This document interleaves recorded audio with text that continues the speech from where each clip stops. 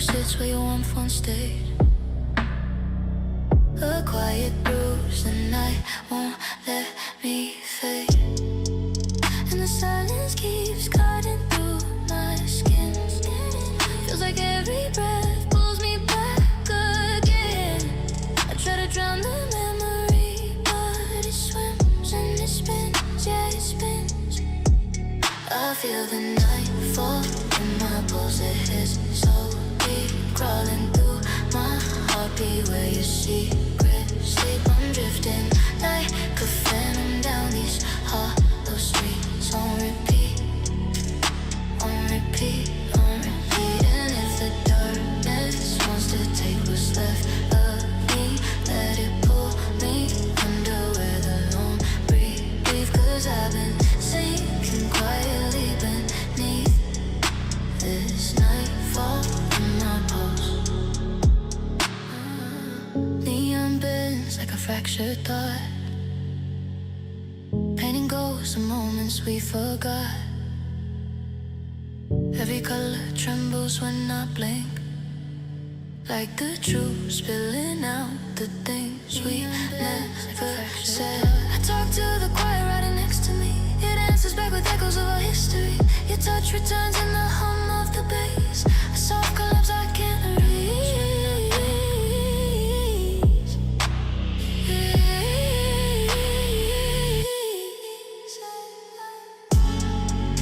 And the silence keeps cutting through my skin. Feels like every breath pulls me back again. I try to drown the memory, but it swims and it spins, yeah it spins. I feel the night fall in my pulse, it hits so deep, crawling through my heartbeat where your secret sleep. I'm drifting like a phantom down these hollow streets, on repeat, on repeat. And if the darkness wants to take what's left of me, let it pull me under where the lonely breathe. Cause I've been sinking quietly beneath this nightfall in my pulse. Let the river wash me clean, let the city swallow every trace of me. I'm slipping into something I can't see, soft and free, soft and free, hey. Rain taps slow against my quiet bones, midnight murmurs through a dial tone. If I fade into the black, I call my home. Let me go with nightfall in my pulse.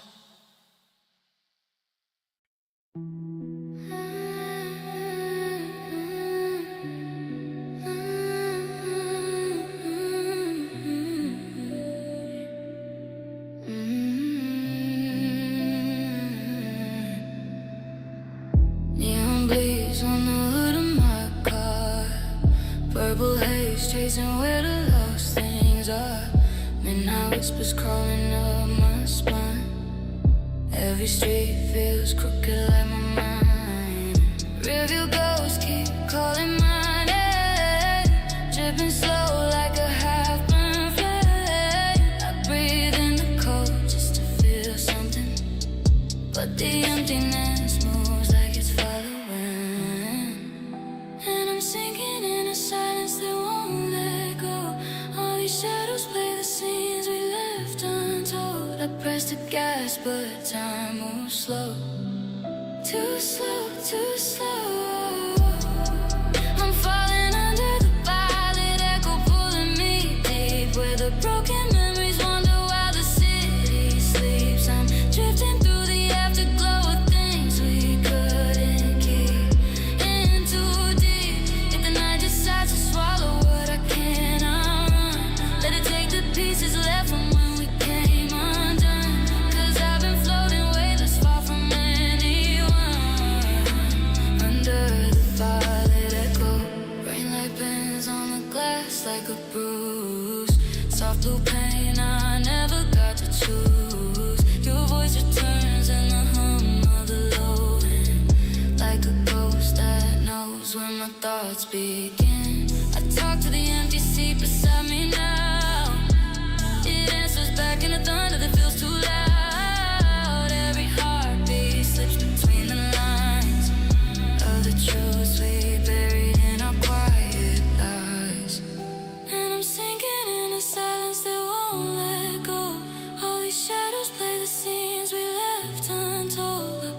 gas, but time moves slow. Too slow, too slow. I'm falling around. Let it take the pieces left from when we came undone. 'Cause I've been floating weightless far from anyone. Under the violet echo, let the reverb drown every part of me. Let the darkness blur the lines I couldn't see. I'm fading into something barely real, barely me. City lights flicker like they're losing faith. Midnight hums in a slow heartbreak.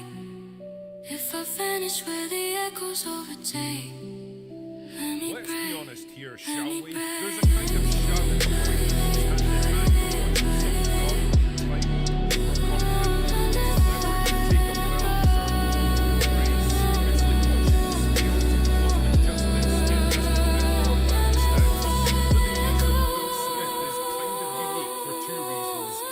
Under the Public meltdown wasn't really his fault, and two, I've resisted making this video for a long time. Under the violet echo.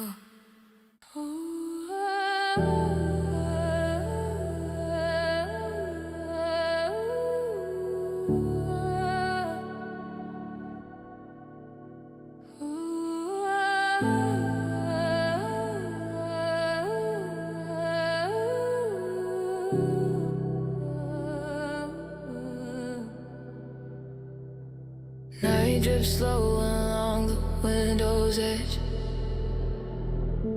Neon arms low like a promise half said. Fog curls quiet around the empty street. I'm floating, nowhere to be. Silver ghosts ride the curve of every sign. Rain taps rhythms that echo through my mind. Old memories bloom like bruises in the light. Fading, pulsing, never gone. I breathe in the static, let it drag me along. This loneliness tastes sharp, but it keeps me calm. In the city, paint shadows on my skin like the pieces of you I'm still drowning in. I whisper to the quiet night air, if I let go, will you still be there? Glass veins glowing in the dark, driving slow to open my heart. Every mile pulls me further apart from the ghost of you that never really departs. In this midnight haze, where the echoes stay, glass veins drifting away into places where the lonely play.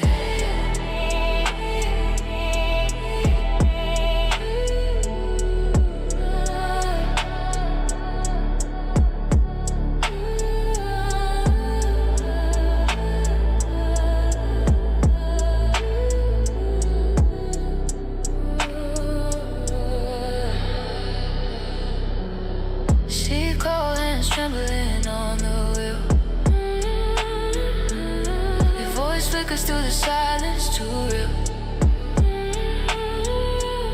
I ask myself things I don't wanna feel, but the answer's on the empty sea. Your shadow lingers where our pulses used to meet, and I'm talking to the night like it can hear me breathe. And the city paints shadows on my skin like the pieces of you I'm still drowning in. I whisper to the quiet night air, if I let go, will you still be there? Will you still be there? Will you still be there? Will you still be there? Glass veins glowing in the dark, driving slow to outrun my heart. Every mile pulls me further apart from the ghost of you that never really departs. In this midnight,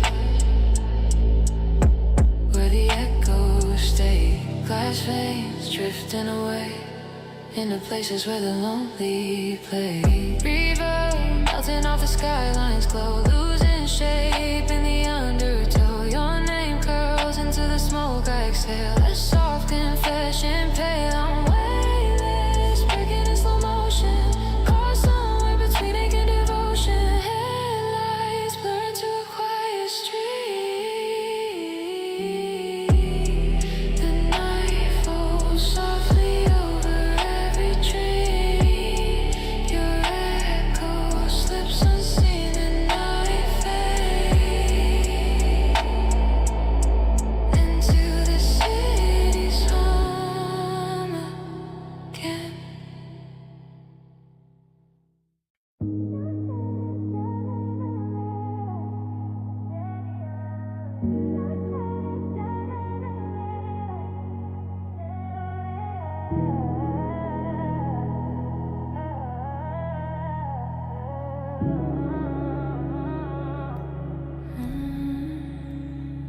Moonlight leaking through the tinted glass.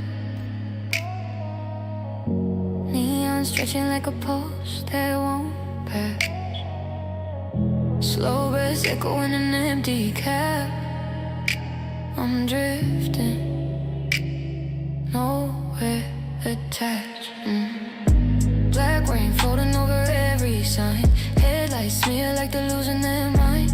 Old memories blooming corners of my spine. Soft but heavy, humming low. I chase the quiet where the slow winds blow. But emptiness is closer than I know.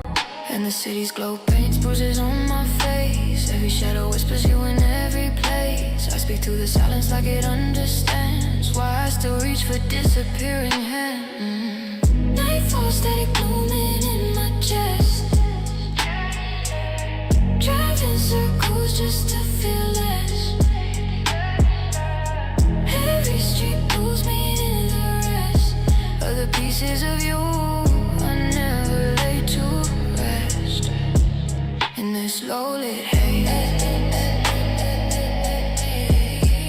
where the echoes sway. Nightfall static pulls me further into the gray. Leather seats cold like the truths I hide. Your voice flickers in the hum of the ride. I talk to the mirror hoping it replies, but it only reflects the ache I wear. Your ghost still shaking in the midnight air, and I breathe like I'm trying not to care. And the city's glow paint bruises on my face. Every shadow whispers you in every place. I speak to the silence like it understands why I still reach for disappearing. Nightfall static blooming in my chest. Driving circles just to feel less. Every street pulls me into the rest. Other pieces of you I never lay to rest. In this low lit haze, where the echoes sway. Nightfall static pulls me further into the gray. Reverb melting down the skyline spine. Your name dissolving in the blur of time. Soft confessions sinking in the reverb's tide. I'm weightless, falling from the inside. Drifting slow through the fog of what we were. A quiet collapse I can't deter.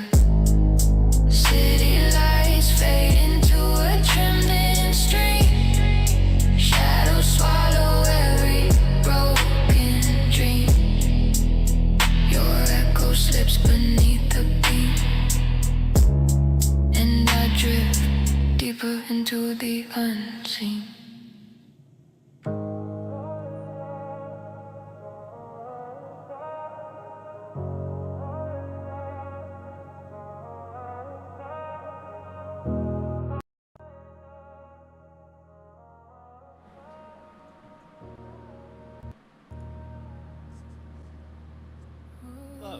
What's up, Fish? Good. Chilling. There's gonna be a patch today. I think everybody's just taking a break. Like the only day I'm like available, so I'll take what I've got, you know. It is Yeah. what it is. Mhm. Whatever happens. Um, Thing, are they? I don't know. I don't have any idea, to be honest. I don't think anybody does. That'll be fun. Guess we'll all find out together. Yeah.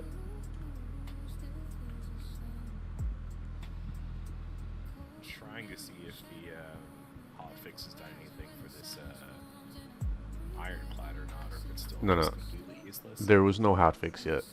It's tonight. It's today. That's the patch today. Oh, then what is the like hotfix? Like if you click on the drop down on the launcher, there was a hotfix option. Oh, really? Come Yeah, on, yeah, yeah. let me check it out. Try it. Oh wait, was the hotfix for the PTU or? I don't believe so, because I don't think I mean, unless it doesn't say like the usual like PTU, like this is all in development shit at the bottom, so I assume it's not. Where does Oh, okay, so you pull. Interesting. Okay. I didn't even know that was a thing.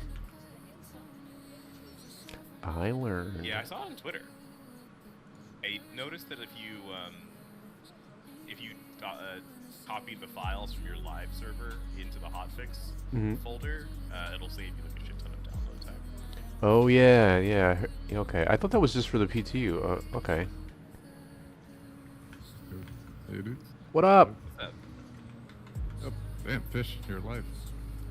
Yeah, this is like the one day this week I am not like sitting in front of my computer writing slides. It's crazy. I don't know what to do with myself. What you writing slides for? To film a big thing next week. What you filming? The company is launching a product. What that- product? Oh, I've signed a lot of NDAs.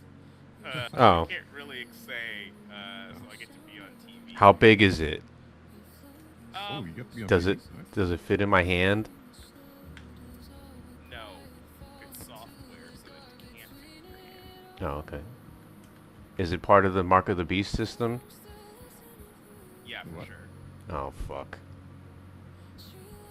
Yeah. I feel like I'm lacking some context here, and I don't really want to know. Not just like, the digital Mark of the Beast system where you can't buy, sell, or trade without being approved by the digital system with the digital overlords. Yeah, that's what we do. Huh. Yeah, Those are my yeah, people. that tracks. That's what I think about when I think about Apple. They're like, yeah, Yeah. those It's, motherfuckers. it's I say Mark of the Beast just because it's a reference that I use because it's from Revelation in the Bible. They talk about the Mark of the Beast. And it's basically, for me, that's what it kind of sounds like, is like, oh, you need your fucking little QR code, otherwise you're not going to get a loaf of bread. I thought this was in reference to like COVID thing when they said all the shots were the mark of the beast.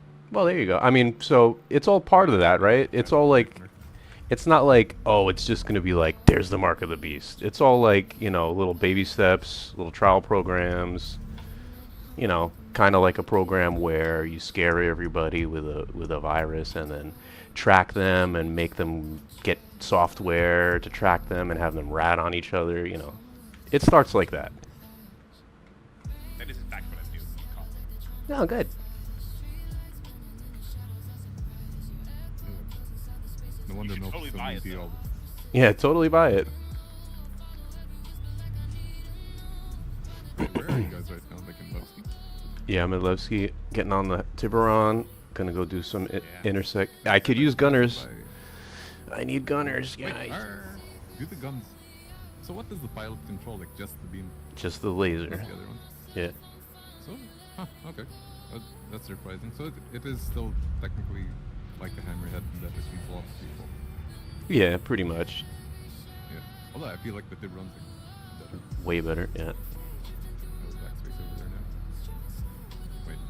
Yeah. I tried to take my pretty flat out for a spin. I have made Oh. a mistake. Yeah, dude.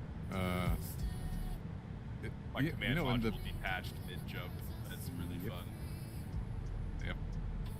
It's been said for me a lot because like coming into this patch, that was my only ship after the whole fight. I think a lot So of I had- people, yeah, are in that boat. Yeah, Yeah. I had to look like for a lot of workarounds just to like get enough cash. But like at some point, I had to kind of just like put it down for a bit because it was too much of a hassle to use. I'm just waiting for the patch to fix it. Other than that, amazing fucking shit. I love it. Asking for a friend, can you actually reattach it though? Yeah, you can. You just need to target it and then like get really close to like the dock, quote unquote docking thing. Then press right alt N, and you'll reattach.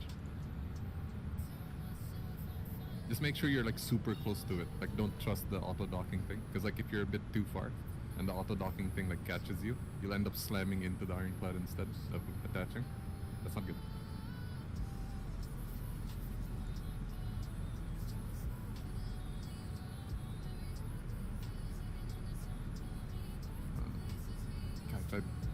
Area 18 to rent Tiburon, but it won't let me. It just won't let you now? No, yeah, it says like approved, but like when I go to the ASOP, there's nothing there. Although this might have to Oh. do with the fact that I rented a Polaris for like 249 days. So I wonder if like there's like some kind of limit that I reached with that one. How did No. you rent it for that long? I just kept pressing rent again and again. I mean, I Oh. pressed it one time. Oh. Then I used it. Then, like when on the last day of like RSI Origin Day, I went back to rent another one because I thought like this is nice for like gilly missions and making cash. So I thought like yeah, I'll rent another one for 2 more days. Then I found out that like they stacked when I went to the ASOP. So I went back again. I clicked that thing like 100 times or more. Now I have like 249 days. That's funny. I don't know. That's so funny. Yeah. Although I'm sure like as soon as like some kind of hotfix or patch comes in, that timer will like reset or like disappear. But yeah, it's good. It's good for grinding cash in the meantime. Oh. Especially when the Ironclad is like trying to kill me every time I fucking ride in the thing. You might get away with it. That's cool. What if, yeah? I think it's gonna stay because if I'm thinking back, I remember a guy telling me about that a long time ago. Something similar where it's like, oh, rent the thing, you could do it. Yeah. So I think you're gonna keep it. That would be cool. I mean, at the very least, like, I have something to contribute the next time we do a TSG. Bro, honestly, one of the size 7 ballistic turrets on the Hammerhead, on the Tiburon, is better than a fucking Polaris, having a Polaris around. Yeah, because size 7. I think the Morris cannons on the Polaris are size 6. That's right. And we got 4 of I them. will hop the menu and then jump to your server. However, But I I'm on believe Kowalski. I'm pretty sure I joined on you, so Oh, you did? Shit. I'm pretty You sure. guys on live or you guys on hotfix servers? Oh, I'm on live. Live. Okay, I'm on hotfix, so I need to drop back down to live. Oh, so it's actually a different server branch. That's I just interesting. assume it is. Was able to join technically on U-Spectre, so maybe it does work. I have no idea. I think it just And works.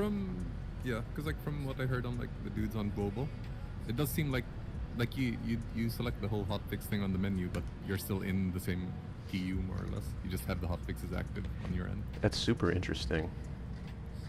Yep. Which is odd. Although, damn, I tried. God, this patch is so shit. I tried mining for like aura type. Oh boy. Because like Jay wants us to like trade goods with that other org. So I told him like I'd just make like a bunch of backpacks for them. The game won't detect the ore in the ship.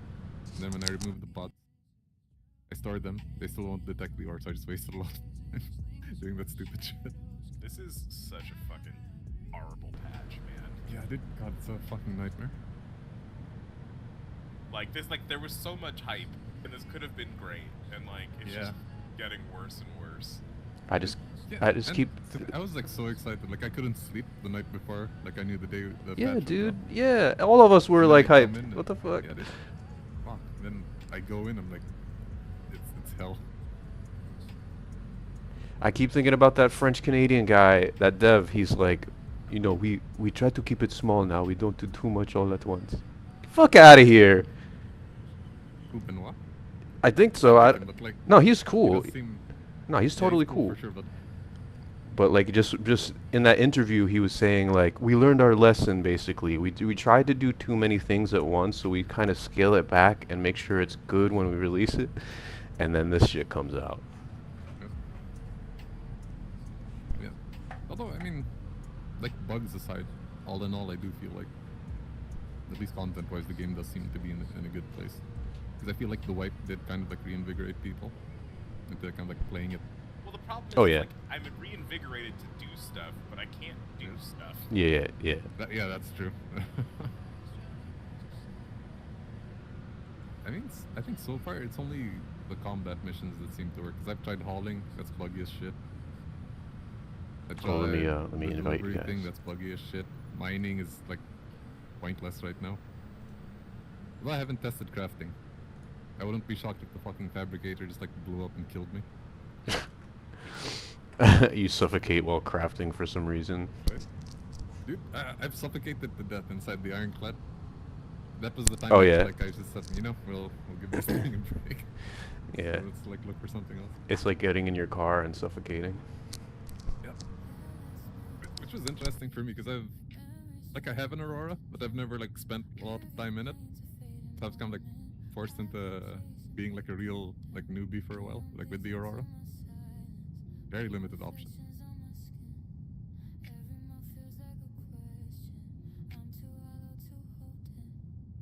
Like the backspace again. I don't know, like I hopped in on the server and then it sent me back to Lorville.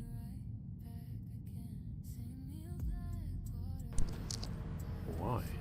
Okay.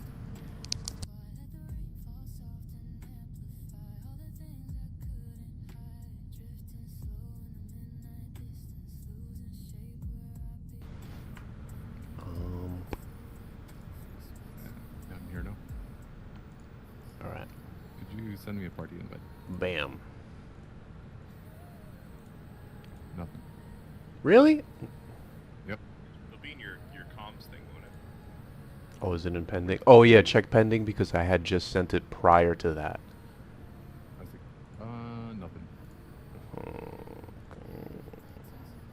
Now? Still nothing. And fish? Let me check. Sorry, I was looking at ships. I don't see anything. Yeah. Oh yeah, I can try starting the party. Yeah, try invite me. I will.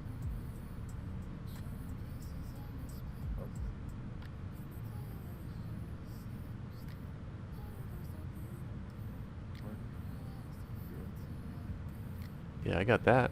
All right, fuck it. No clue. Ooh, have you tried like testing the laser of the Tiburon on something? Yeah. Yeah, I was doing it earlier. Yeah. It does. I mean, like statistically, it does like almost as much damage, if not more, than the Idris K. I mean, the Idris laser. Like, so hopefully It's supposed this. to be that way? I'm pretty sure it's the same. The difference being that the Idris can maintain the laser for longer without having to cool Like, down. Cool down and whatnot. So like the laser has a lot of power, but you can only maintain it for like 5 to 8 seconds, and then you have to cool down. So like the overall It's power. Not bad though. No, it's good. It's good. But there's bug with the laser. It's affecting like all kinds of lasers. If you shoot something and you blow a piece off, the damage that hits the damaged area on the ship doesn't pass through the damage, so it just doesn't do anything. So, okay. So you're only just damaging that specific piece, but it doesn't bleed through the Yeah. other portions, is what you mean? Yeah, and then once the piece falls off, like that whatever little nub is left there, if you hit it, it doesn't damage at all, because it doesn't pass any damage through to the rest of the ship. Oh, that's Yeah. disappointing. Yeah.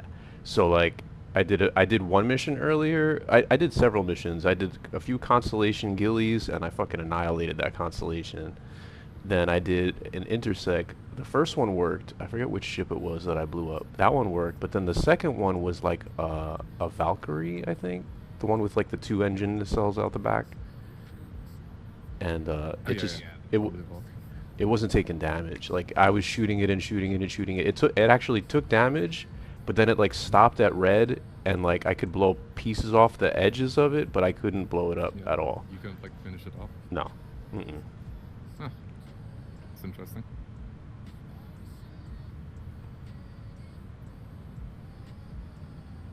I'll see. I mean, these like But they with gunners, you can have someone to finish those targets off, please. yeah, and let me tell you, when I got on the size 7, I like one shot a freaking arrow or gladius or something. It was crazy. What? I wasn't sure it was I working, haven't and then checked this thing on fucking Urkel yet.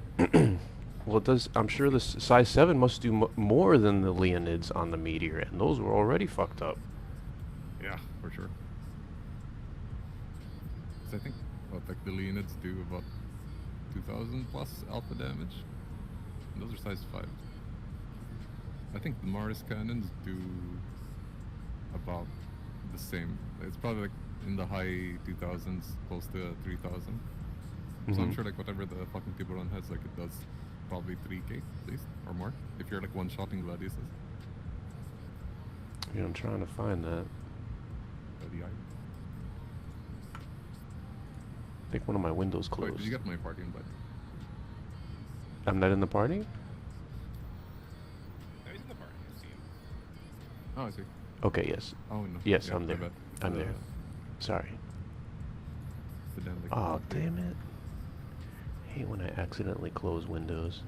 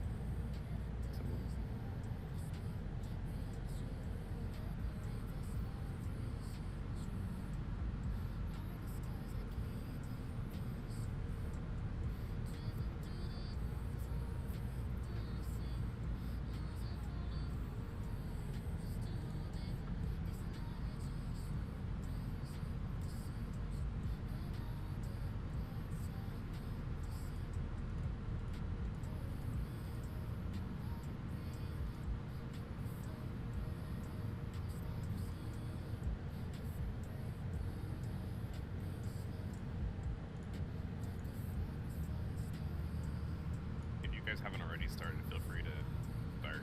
I'm still about 20 GMs away from the next gateway. Take your time, bro. no worries. You're not on that often. Get your ass over here. I'll be on Friday. Like I said, as soon as I'm done with. I could be dead by then, okay? What if I die? I too could be dead by then. Yeah. That'll be alright. There you go. Now you're thinking. That's cool, though. You're going to be on TV. It's awesome. It's not actually on TV. It's just part of the like Apple's doing their like developer conference next month, and we're releasing a developer framework that people are going to use to make their AI products better. Oh, God, no. Oh, That's right. I'm part of that fun, horrible world of making AIs do. It's horrible okay. things. It's inevitable. Then we do the Butlerian jihad, and you know, we have to hit rock bottom before things change. That's so true. yeah. Can't wait to end up in like a life or death fight with my washing machine at some point. Yeah, exactly. It, No, that'll be thanks to me. no. You don't want to take a vaccine or damn some near shit, fish. and the washing machine is ratting you out and whatnot.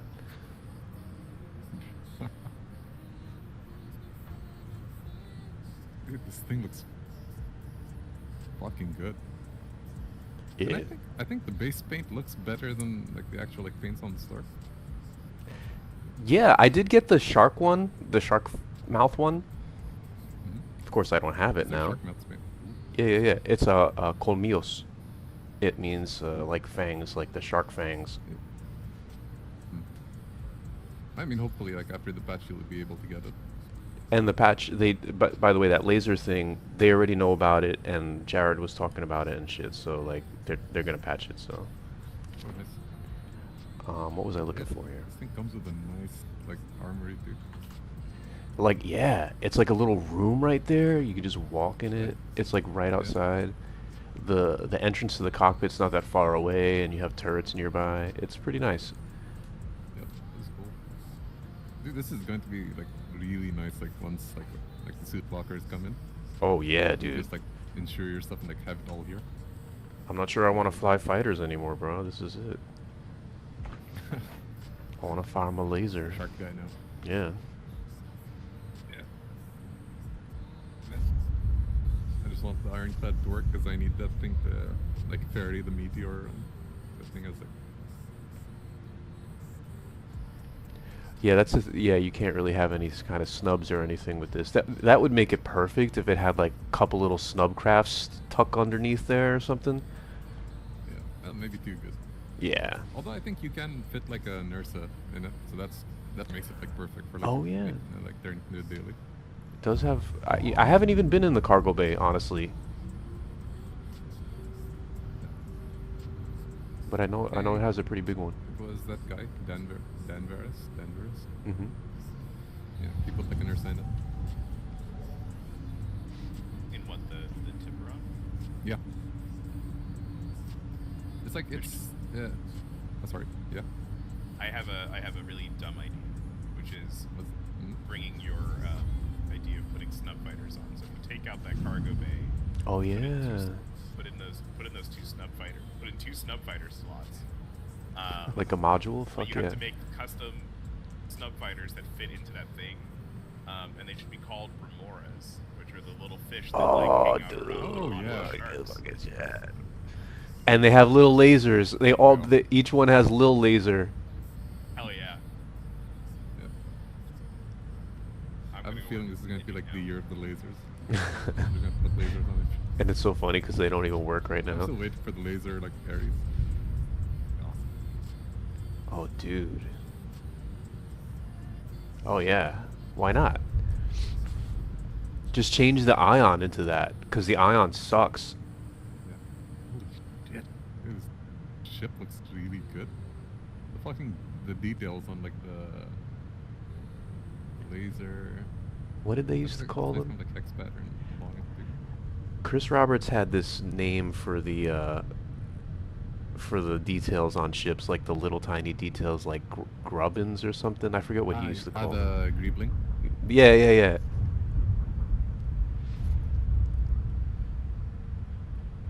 No.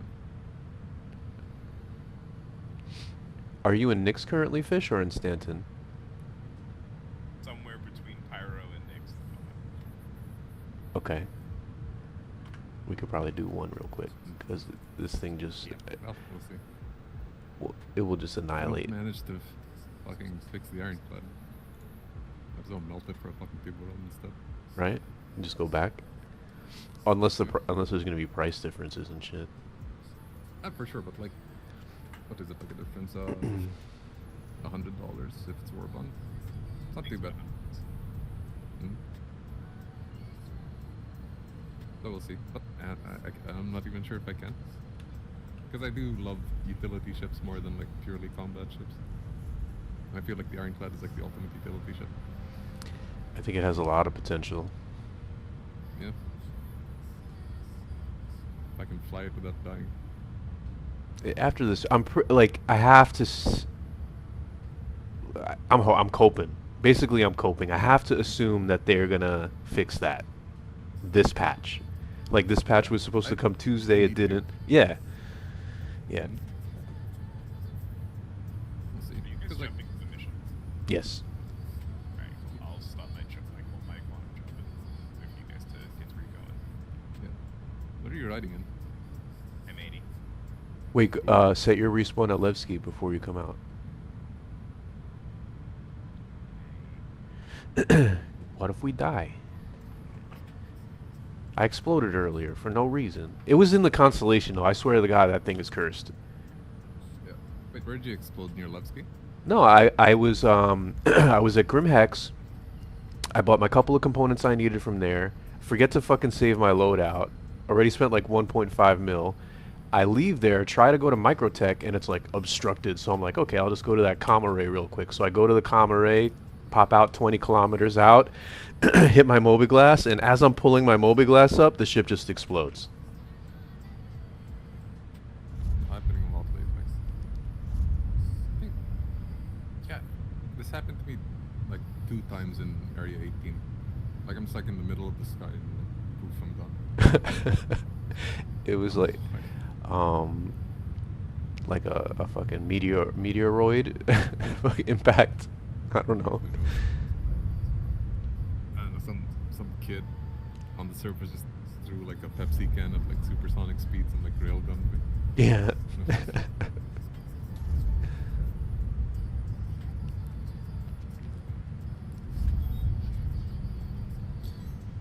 Shit, wait. We're gonna fight. I didn't know we were going to mission. Just going to neutralize this guy and then we're out. It looks like a Connie? I think that's a Connie. I think he didn't share the mission though. Oh, why would I forget that? He doesn't want us to. He doesn't want us to. There you go. I shared it. Want us to make money. Did you get it? Broke forever. Thanks. Yeah, I got it. Okay. Yeah, broke forever. Now, Fish, you're about to be I rich. can lend you some cash, Fish. Like if you want, because your ships are like very high maintenance, especially the M80. This M80's doing alright on cost so far. Yeah, awesome. I like it. Although I think just because to me it feels like a bigger meteor, and I still prefer the meteor. This to me is like the closest we'll get to like the F-14s out of Top Gun. Oh yeah. Oh yeah. So that's all I ever really wanted.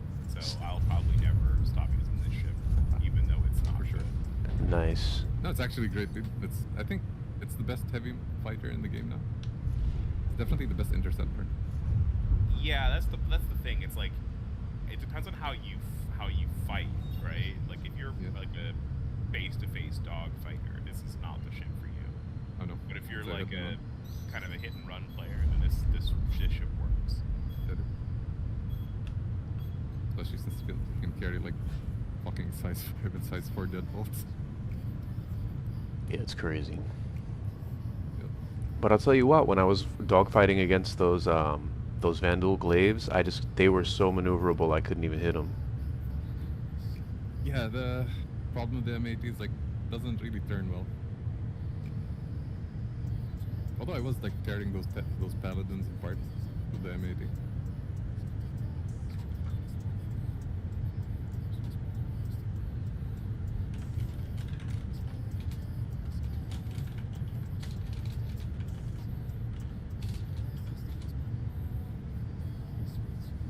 Dude, these guns are insane.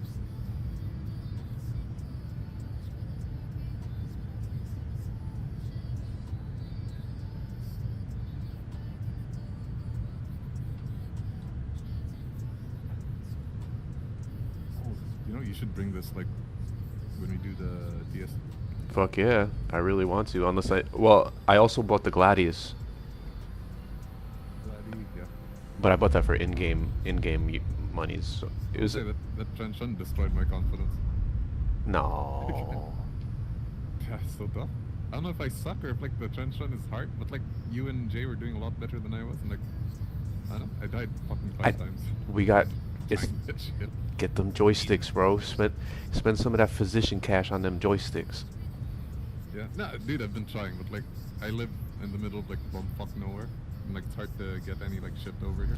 Honestly, bro, that sounds like paradise, dog. Just enjoy it. You know? I do enjoy like the surroundings. It's just like you don't get many creature comforts. I think that's the trade-off, Yeah, which I think is fine. 'Cause yeah, I've lived in like big cities before. yeah. I don't miss the air over there. Taxes, all kinds of shit. Yep. Oh yeah. Love paying taxes personally. Oh God, you are the devil. That's why I live Maybe in it's part of California. the system. You yeah, fish is the system. I am the system. Oh yeah, but like I hear it's like really expensive over there. Like one of the most expensive places to live in. Yeah, it's dumb as fuck how much money it costs to live here. Where? Sorry, where was it? San Francisco. Oh Jesus Christ, California. He really is the system. Yeah, yeah, yeah. That's where they keep the. Part of, I work for Apple. Like, and it's like Oh. this is like there was no other place it's gonna end. Right? Oh, okay, yeah, fair enough. Because I mean, it is. Yeah, so Apple is like has to be evil. It's named after the thing that tempted Eve. That's the whole point. It's the whole point. She was doing it for. Yep. Think different, bro. Wait, what's Makes me think it's different. yeah? What's this? What's the slogan now? Give in to the overlord. They just mask off completely. Hail the Dark Overlord, Satan, That's right. Apple, TM. It's incorporated. Thank you for. Oh, Inc. Okay, all right, fine.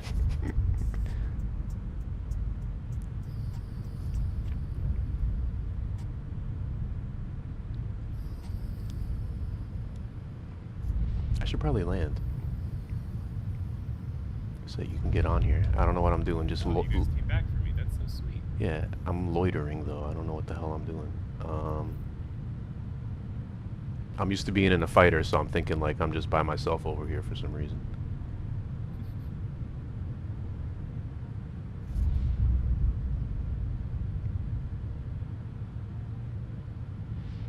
Ooh, dude, have you seen like the M80 like inside an Idris yet? Yeah. You need to. It just 'cause, like, belongs there. Yeah, dude. Like it fits perfectly in the Idris. Like you can fit like a bunch of M80s in there, and then like the lighting of the Idris makes it look so much prettier. It's crazy. Well, Like I landed one inside like Frag's like Idris. Shit. yeah. I can't believe this orc now has multiple interests in play. That's crazy. You leave for Did- like a month and everybody's got interest now. Did Jay get the javelin yet? Oh, does anybody know? Cause was he able to get it today? No. No, he wasn't. Because I was DMing him about the whole like I backpack. didn't realize he was trying for the jab. Yeah, he tried like 3 times today. Shit. Cause like I think he wants like the loner Idris or something like that. Mhm. I thought Because he I was think spending this all one- his money down for the Well, yeah, he would just like melt this one then and get the, you know, he just would- for this Like, just have to temporary. fly back. Yeah.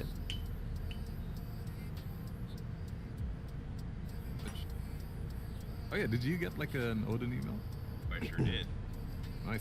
Oh yeah, we were asking about that the other day. We didn't know if you got it. I will be there.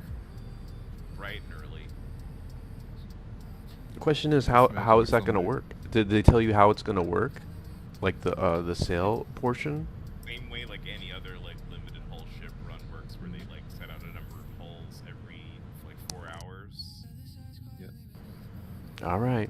Shit. Dude, I'm gonna research bots. I'm gonna try to find you guys a nice bot. Like honestly, because that seems to be the only way. When is the sale? I Did imagine it give you a something to do date? with it. Sorry. It's Sunday at like UTC time. Sunday. So Saturday Okay. at like 4, I think.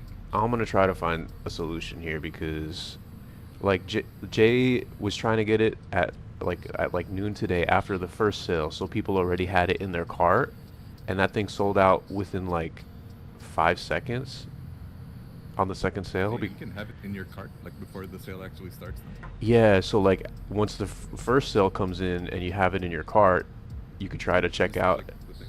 Yeah, yeah, and it will fail, and then you just leave it there, and then, yeah. Nuts. Which, I mean, I've already said this before. I think it's stupid that they did the whole essay thing, and then like they email you, and you're not even like, it's not even sure that you get one. I thought dumb. that was insane. I genuinely That's- thought I was like, oh, that's perfect. All I, they'll just give me a link to be like, okay, now you can go buy it. It's like, Right? why did I bother? Also, like, I don't know if by getting the email, like, I'm on some list of people that can buy it, or what. It's I mean, very I could see that. unclear. Yeah, like you'll probably still be on that list, like if like in future waves. But also, like, does that mean somebody who didn't get the email isn't allowed to buy it?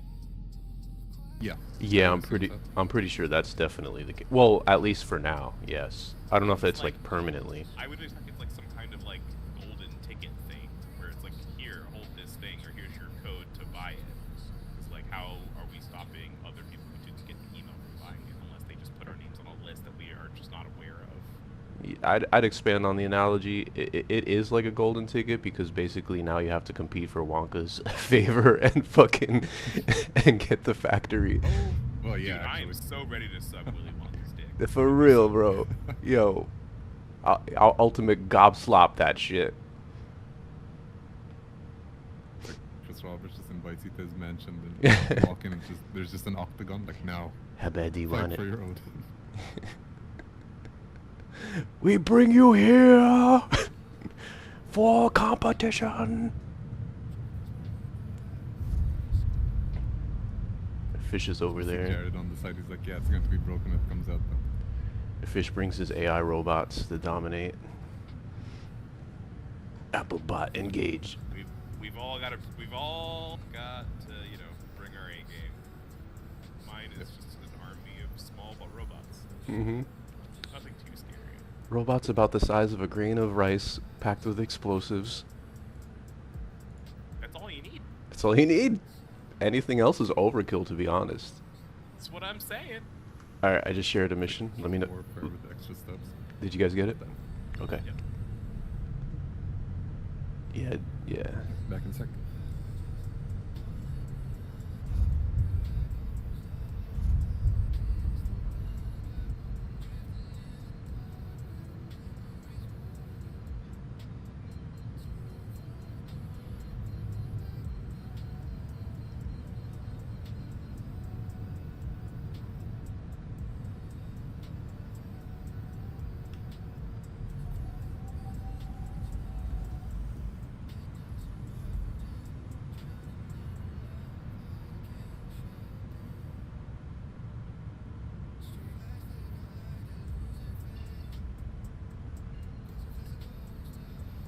Okay, I guess I'll jump again.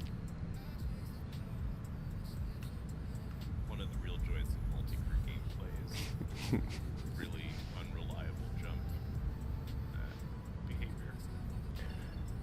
Okay, I'll jump again. So, but the patch will definitely fix this one too. Uh-huh.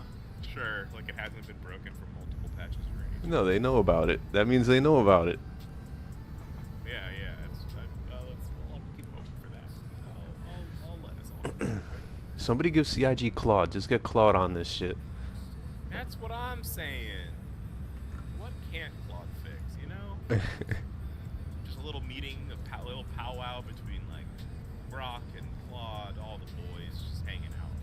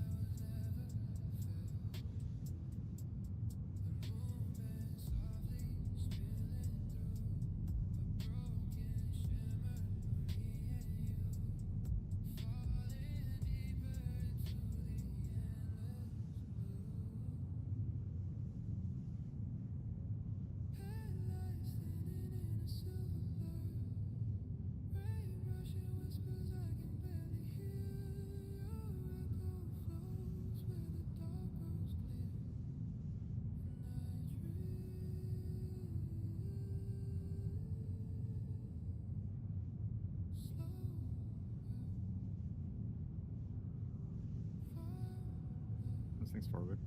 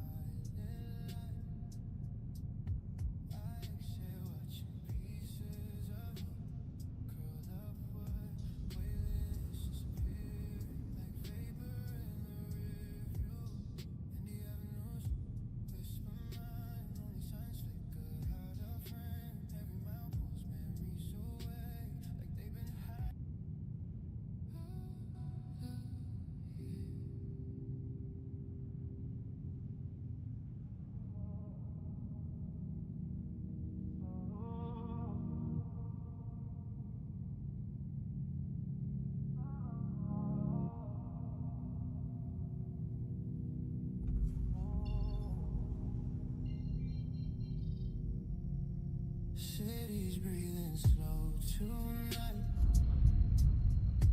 Fog bands under violet light. I exhale, watching pieces of you curl upward, weightless, disappear like vapor in the rearview.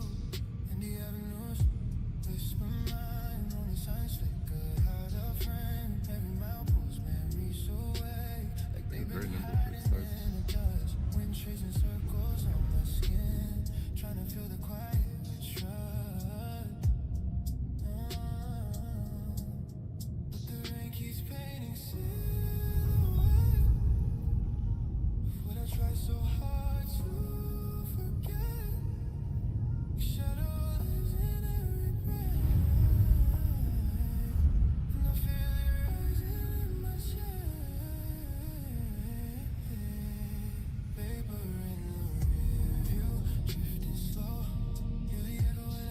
Is my radar off or something? What the fuck's going on?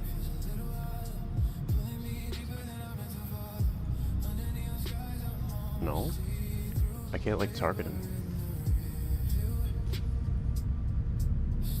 You don't see like a bit. Yeah, give me 1 sec. Got a radar off and back on.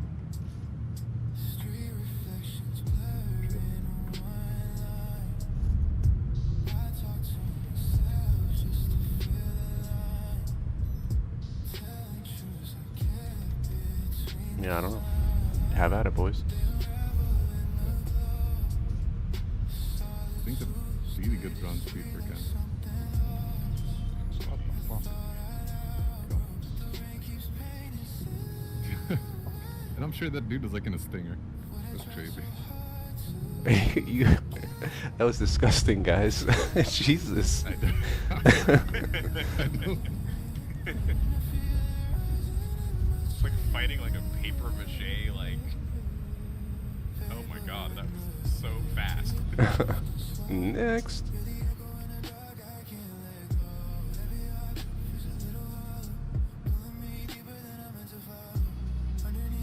Sharing. Yeah, I got that. Cool.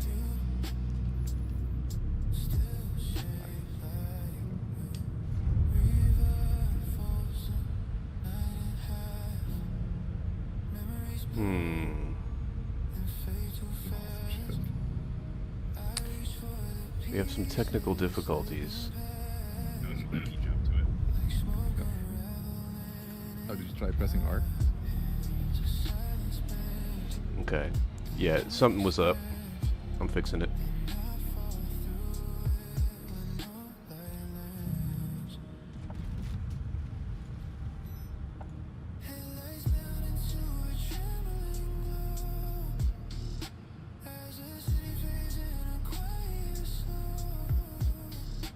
Oh, those are shields.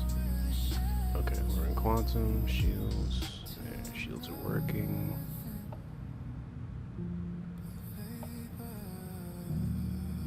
That looks good. There we go.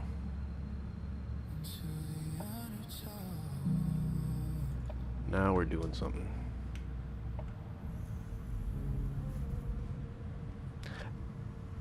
You know, it's like growing pains. The ship just has to get used to me, you know? It's just we're Yeah, you guys are not just bonded breaking yet. each other out. Yeah. Like sniffing each other's butts to find out. Yeah.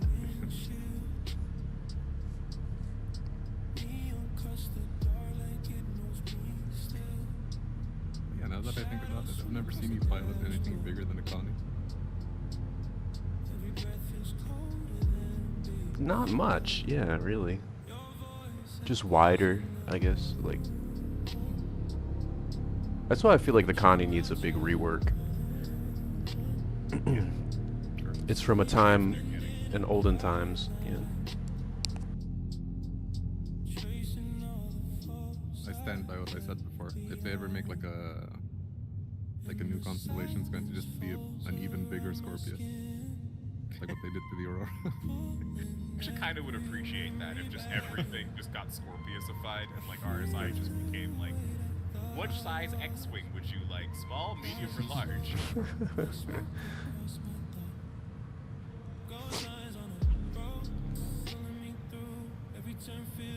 Well, they need, if they have X's, they can make Y's as well. Yeah, why not just go down the whole list? Get the B Versions, like, wings in folding. there. Yeah. B wings, get 'em all. All kinds of foldable, yeah, wings. Just God. So does that mean like the Galaxy will just be in like an even bigger Scorpius then? Yes. I can see that thing having extending wings. I'm personally excited to see how they manage to put extending wings on the Bengal. Oh shit. Oh yeah, the Bengals and RSI shot. I forgot. I think so, right? Yeah, I think it is. It's the. Oh no, it's the Javelin that's in Aegis. Yeah. Gotcha. That, then the Odin's supposed to be. Oh, no. The Bengal's still bigger. Oh, but like, I read descriptions of the Odin. That thing is like a fucking flying space station. It has 6 hangars built into it. I know. Crazy. The fuck? Insane. Like massive cannons, torpedo deck, and hangar bays. Like, I think it's gonna destroy anything it comes across. It's like on Fleet Viewer, like they did like a not Fleet Viewer on Star Jump. They made like they posted like a chart, like size comparison with the Odin and other ships. Like next to the Odin, the Idris looked like Perseus. It's Wow. insane. It's crazy. Yeah, RSI makes the Bengal. Yep. The biggest X-wing. It is kinda. It does have those 2 little on each side. Has little fins on each side, like stick out like an X-wing sort of.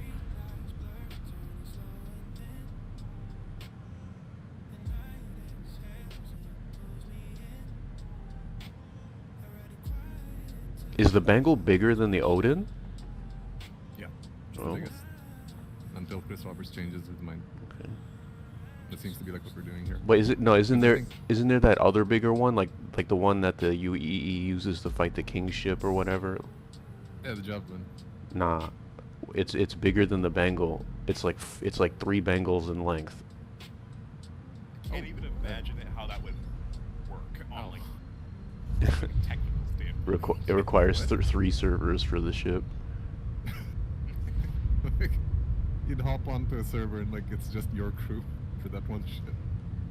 I'll try to find a picture if I can. Hold on, but there's no way they would they? Nah, I mean, It's already Who knows? it's in. It's there. Like the King ship is bigger than the Bengal. There's way bigger ship than the Bengal. oh wait, yeah, right. Yeah. Does make the future promising for the game. If we ever reach that point.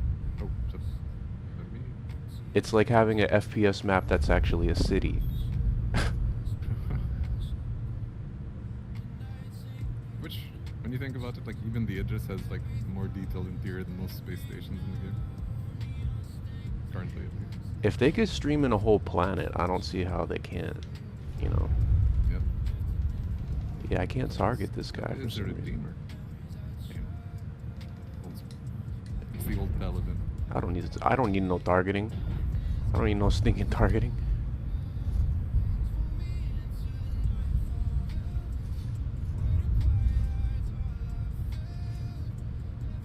Holy shit. Jesus Christ. Fuck. This is. Oh. Just watching the heat marks show up on him every time those things hit is like, oh god. God, Okay. unbelievable. Fuck. I didn't. Alright. Jesus Christ. You know, it feels too good too. It's like so satisfying. What? This is crazy shit. Next. Alright. This is really good Try firing that angle again. too. Shit. Are we getting shot right now? I'm sharing in I can 3. feel my ironclad looking at me. It's like, don't do it, man. I'm You've been sh- through so much. Sharing in 3, 2, You 1. need friends to pilot this ship. You know, you need them, man. You guys get that one? Yep. Roger. Yeah. On the way.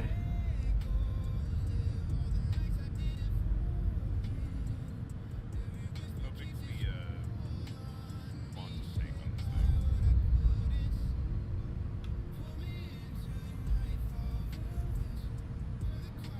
It's big enough we don't have to go back to refuel. We'll just keep seeing it. We're at 58%, so We lost about Is 20% there, like, each local mission. capacity? hmm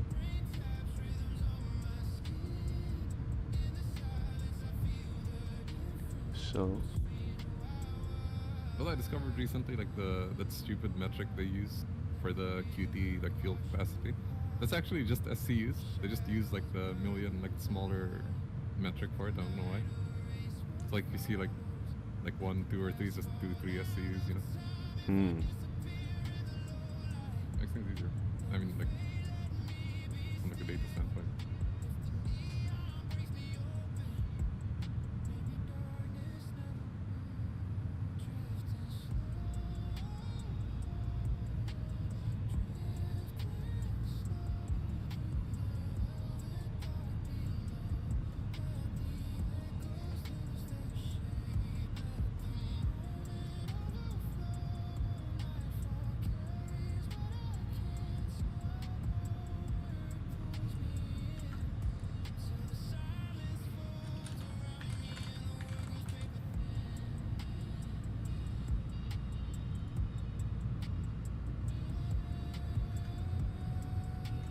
Let's see what Grok says. Let's ask Grok.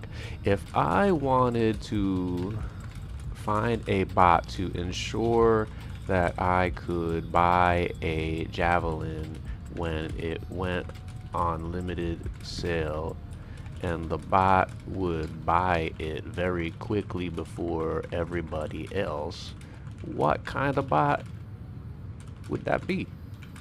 Question mark. I don't know, like, AI prompts had to be so detailed. It doesn't have to be. Yeah, they can be as detailed or undetailed as you want them to be. That's the joy or terribleness of them. Short answer, it would be a web automation slash checkout sniper bot, similar to sneaker bots or limited drop bots. Okay. There's What AI kind of bot people typically use for this? Selenium, Playwright, Puppeteer based bot, most common. Custom script. That's too complicated. Can you write me a custom script?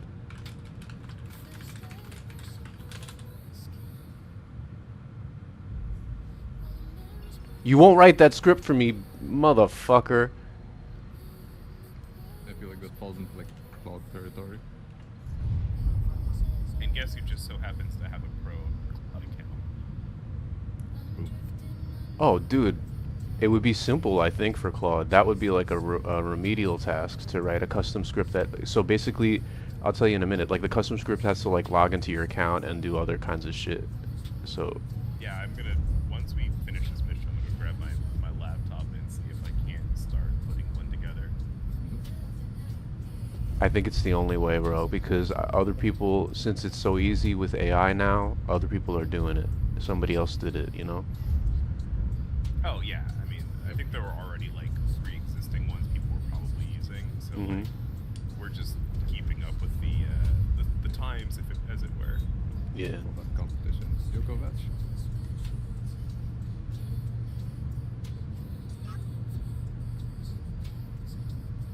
It is a 600i. How can you tell? Yeah, from the silhouette. Oh, you're zooming in because I was like, Yeah. how can you tell from so far away? This man eats his carrots. What's going on, dudes? What up? What's going on, man? How y'all doing? Having a great time. Yep, This enjoying. Tiburon's fucking crazy. I think it's insane. What is? Tiburon? Tiburon. Oh yeah, after I saw everyone like that shit went live, I also made a very irresponsible financial choice. Oh, there. Damn. How is it? It's Incredible. amazing. It's kind of disgusting. Yeah. Yeah, there was like after I bought it, I saw a video of one of the fucking Star Citizen like streamers. He was like, "Oh, it's fucking trash. It takes like 5 massive bursts to take down the Idris shield." But I never really fully trust those guys. Plus, in a Star Citizen way, it could be okay this patch. Next patch, it could be fucking funny. sharing. This one's gonna be kind of a bigger test for us here. Yep. We'll have to stop for fuel, I believe. What do you No, guys so far, the thing is amazing. on it? Sorry, say again, dude. You're chopping. Oh, sorry, I'm just driving around. And what are you guys testing on it next? Right now we're So doing. far, we. Mhm. Sorry. Yep. Oh, we were doing just neutralization missions for Intersec, and just popping the neutralization target and leaving. But now this one's gonna be like a protect the pilot one. Yep. So we have to kill like all the enemies. 600 die in like 5 seconds. It's like shooting at a Mustang. Oh, and that too, yeah. Are you serious? Oh yeah. Yeah, dude. It's crazy. And it's just, I mean, like the only gunners are like me and Fish. So like fully crewed, this thing would like annihilate anything. Not anything, but you know, within its like. I mean, it's got the turret on the ass, and it's got the what 4 size 7s or the 2 size 7s? 4. 4 size 7s. God bless, and the fucking laser. Mm-hmm. Yeah, I think 2 was enough. I can't believe they put 4. Yeah. It's crazy.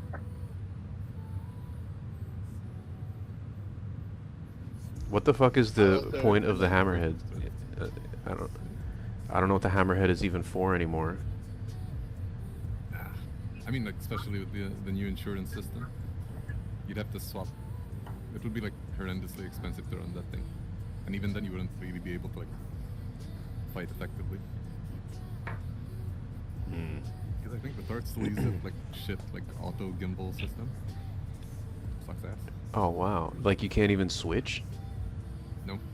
Oh my Or, god. as far as I know, I haven't really like fooled around with it much. Maybe with the gold pass, I don't know. Yeah, I haven't tried the gold standard version.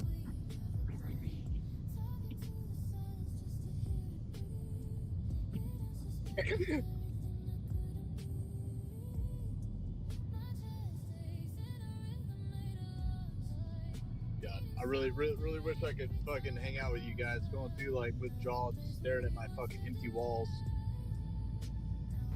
Damn, bro. Are you out on like contract or something? No, I'm moving. I'm moving out of Korea back to Texas. Okay. Damn, that's crazy, dude. How do you even do that? I don't even know where to begin. Like how do you get all your shit over here? Like you have to like put it in a crate and fucking ship it Well, so- through customs and shit.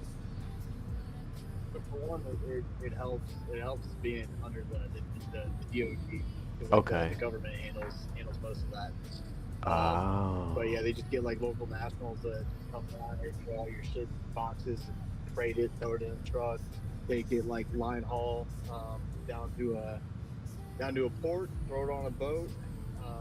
Boat makes its way to LA or Seattle. Then they put that back on a line haul and take that to Texas. And then part 2 of the shipment, which is where I send all my gaming computers and all that shit. They send that on a cargo aircraft and like crates and shit. So those probably arrive sooner, I guess.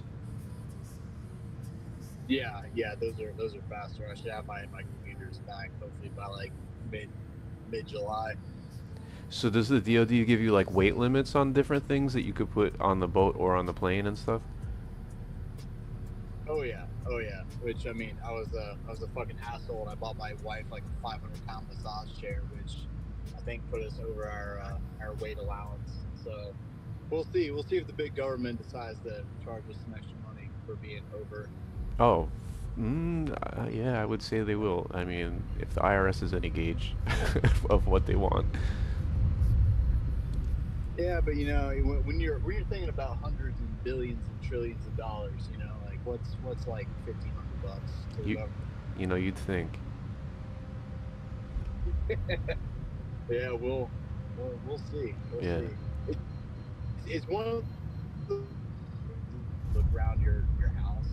It's like it's hard to see things in weight because like these companies are like, yeah, can you like guesstimate how much fucking weight you guys have? It's like, dude, I don't know. Like to me, this looks like 2,000 pounds, and they're like, oh, it's actually 7,000. Oh man. I'm kind of retarded, I guess. Like I don't know how much shit weighs. I mean, and then like how you gonna weigh some shit? Like some shit you can weigh, but like other shit, I don't even know how I would weigh it. Yeah, right. Like grabbing your fucking like your computer and shit, or your like 65-inch TV and like standing on a weight scale and deducting that. Fuck that. But yeah. Have y'all drawn against the Perseus yet? Say that again. No, we haven't tried it against the Perseus yet. We've only been taking it on against What the like hell? large size ships. What the hell's going on? Is it down? What? He's like, You're down on my what side. can the pilot? It has a weird. The landing feels weird in this thing. You are down, but Yeah. all the feet you are on the pad. It just feels weird. I don't know. I think it's because I'm used to being in a fighter where like the cockpit is kind of on top of the ship and this is like on the bottom. Yeah, it is weirdly laid out like that. So it just feels weird. Okay. All right. So we're down. Now we're not. What the hell's going on? I feel like it's rising up. Whatever. Anyway.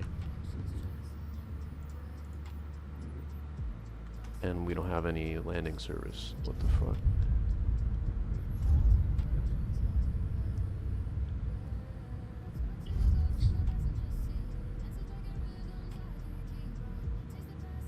Does the pilot of the Tiburon have any control of the guns? No, just the main laser. What's happening? Am I on top of something? Uh. Like, the ship is not leveling out. Now it leveled out. Ma'am, Let me try now. There we go.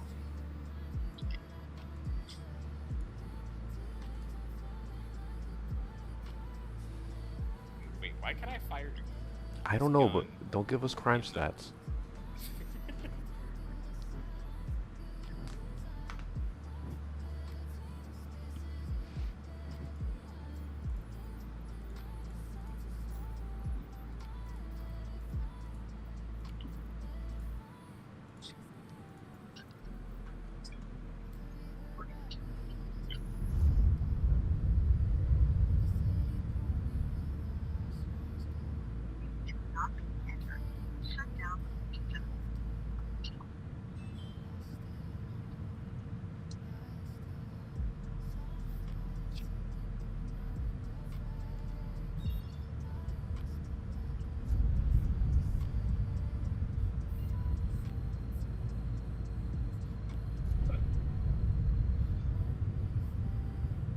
You guys have this mission, right?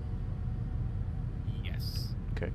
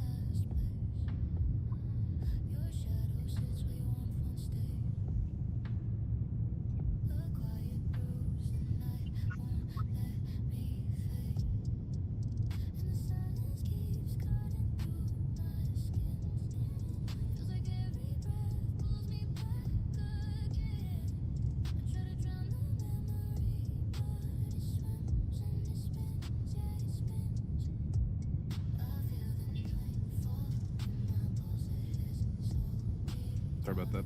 There's a power hazard. No worries.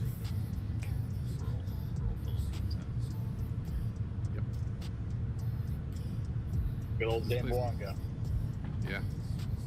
It's technically a city, but if you ever come here, it's how do I say this? It's like a small town with extra stuff. It's kind of all it is. Sounds super chill. Sounds like what? Sounds super chill.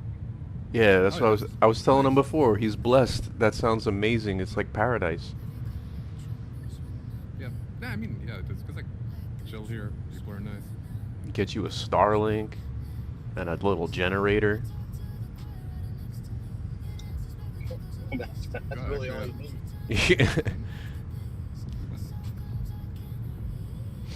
Slice a goat's throat every now and then. Throw it on the barbecue. Oh, sure. Sorry, say again, dude? Yeah, you were saying like you have something. Oh, I know, cause like a friend of mine, like recently, like he invested in like getting like solar panels for his place. Like he's been. So far, it seems good. So I've been thinking like maybe. We'll see. How much? So you just need batteries. That's the main expense that I find. Because I think all in all, he spent around 350,000 pesos, which is in dollars. I would quantify that. 35,000? Yeah, about that. No, much less. Less? Calculator. Yeah, it's like from what I understand about like solar panels, they only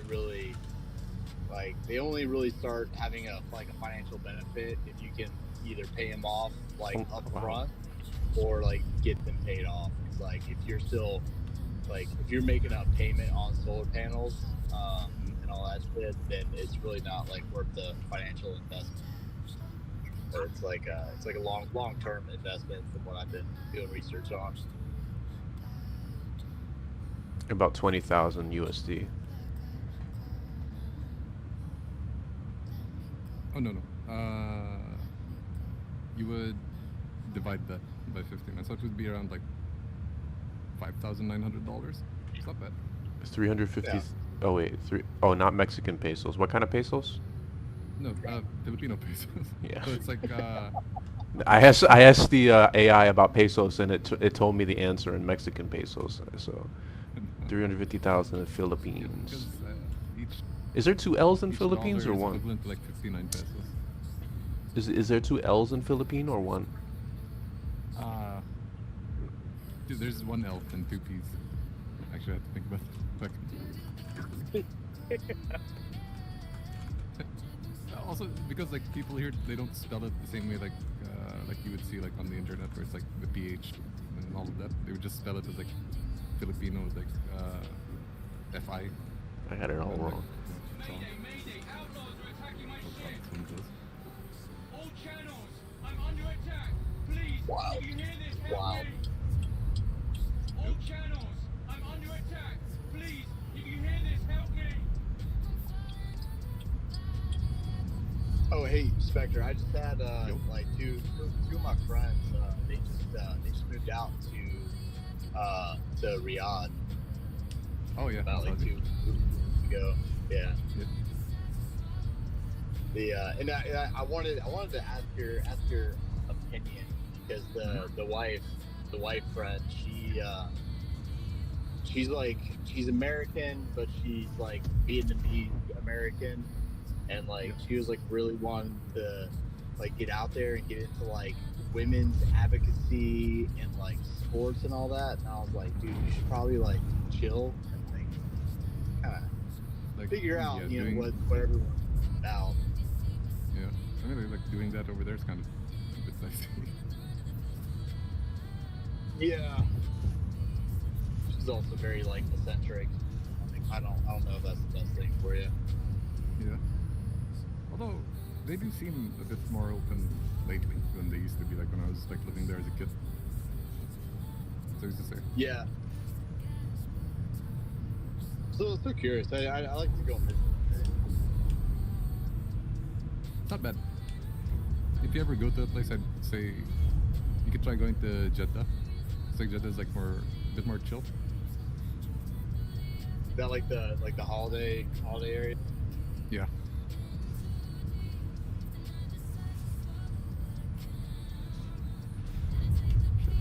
Switch back to like the manual targeting mode on these things. Yeah, I find that best. Damn. You guys gotta let me know when the mission completes. I'm not getting like any. I don't know how many enemies there are or where they are. I have no. See about Yeah. 4 enemies, I think. Okay, I think I see one over here. Like I'm only going by visual, which is not convenient. Oh, your radar's down. Yeah, it's not down. It's just not giving me what I need. Oh.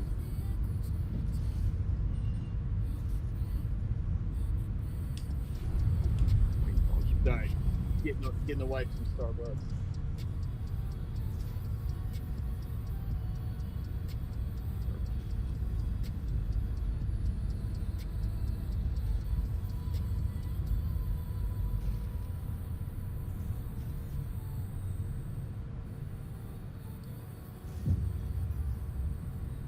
Mm.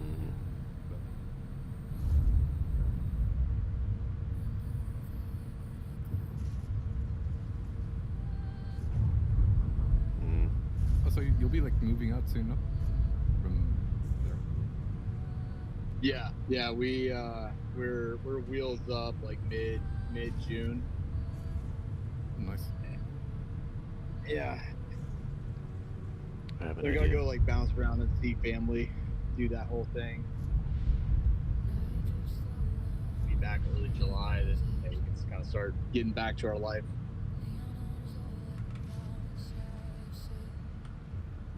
Cool. I'm gonna miss Asia, dude. Like for real though. Oh wait, that's dope. On the MFD, I can see where your turrets are pointing. Amida. That makes things Thank you. I thought we were done. a little different.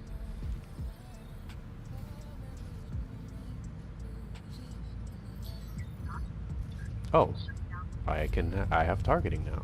I just got out of the seat and back in. Just in time. I would appreciate if you stopped hitting my shields. Dear Thank you. God. Thank you. You just cut that dude in half.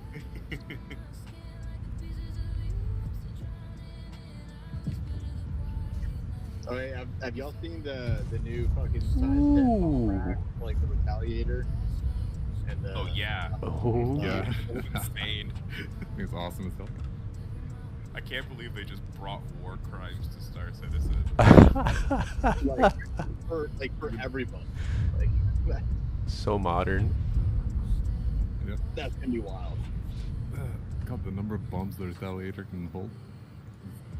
Yeah, so Oh. just feel like the size 3 racks on it. Just Yeah. Oh, yeah. carpet bomb the shit out of places. Raining hell up. Dude, that'd be so sick. Fucking I- pass I'm- us hotter Sharing. than ever. Yeah, I feel like half sites are like Jump Town. If they ever make Jump Town like big enough again that people like try to hold it down again, that'd be so fun. Yep. God, I'm just sad the Eclipse only gets to carry like one size 10 like Colossus. Might be overpowered if it could carry 2. Yeah, I think if it was any more than that, I think it would just be completely unfair. You could just sneak right up on a fucking Idris and just drop that shit in the bay, take off. Yep.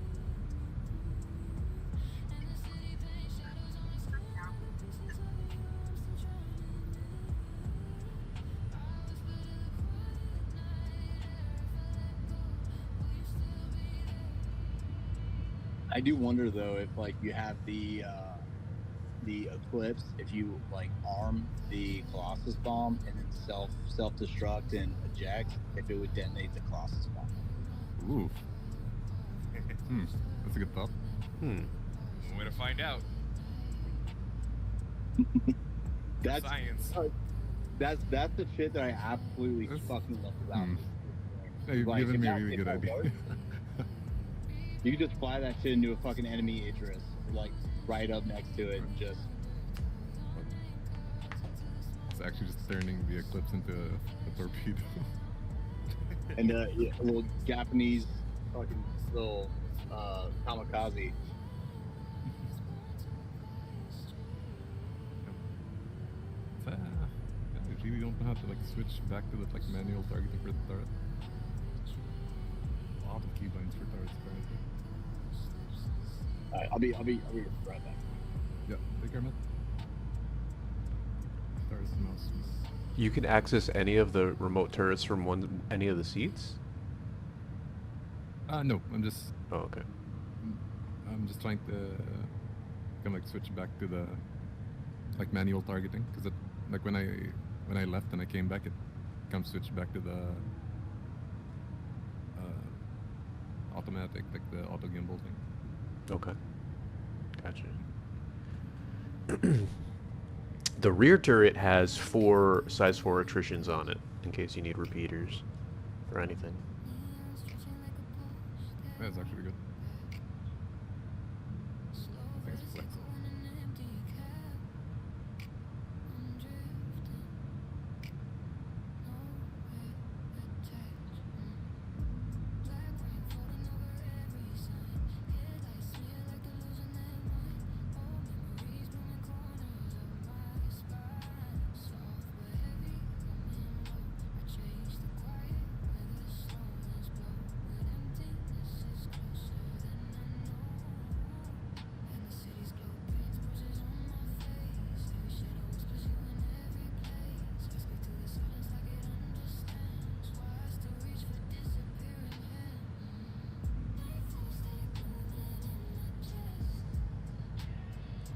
Yeah, the MFD shows me exactly where every single turret is pointing. That's amazing. Yeah, the new like holographic Mm-hmm. for the Yeah.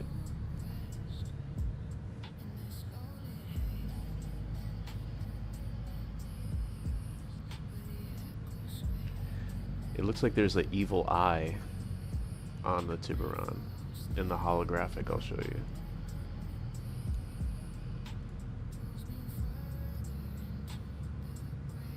oh fuck, it's right Alt G. Wait.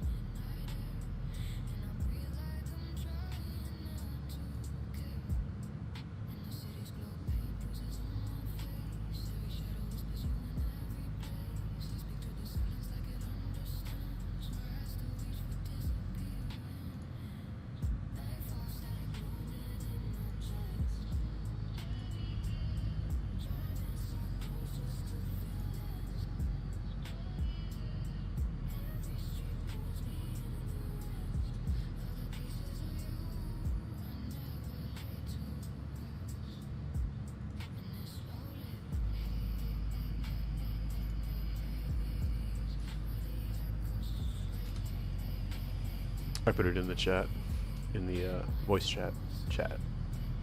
It's like an evil eye right in the middle.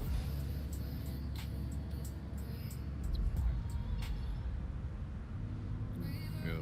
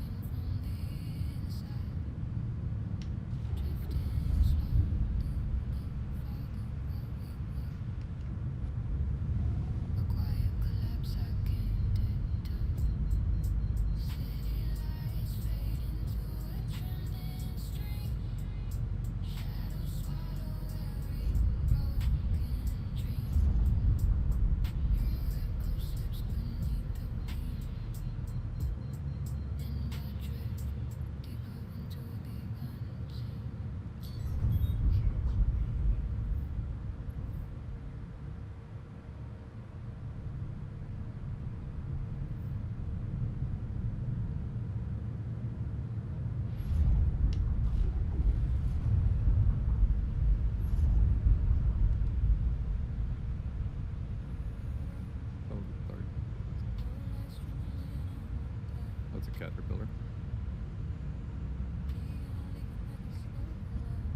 I think. Not sure. No, that's Connie, right? Oh yeah, it's Connie. God.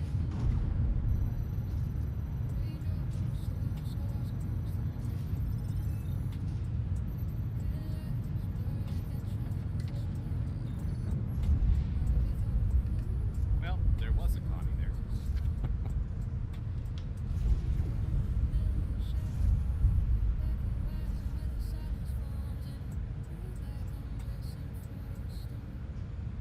That ship's disabled.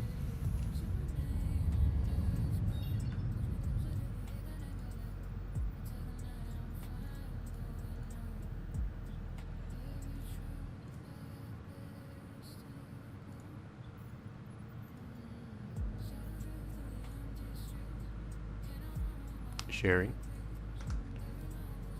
Got that.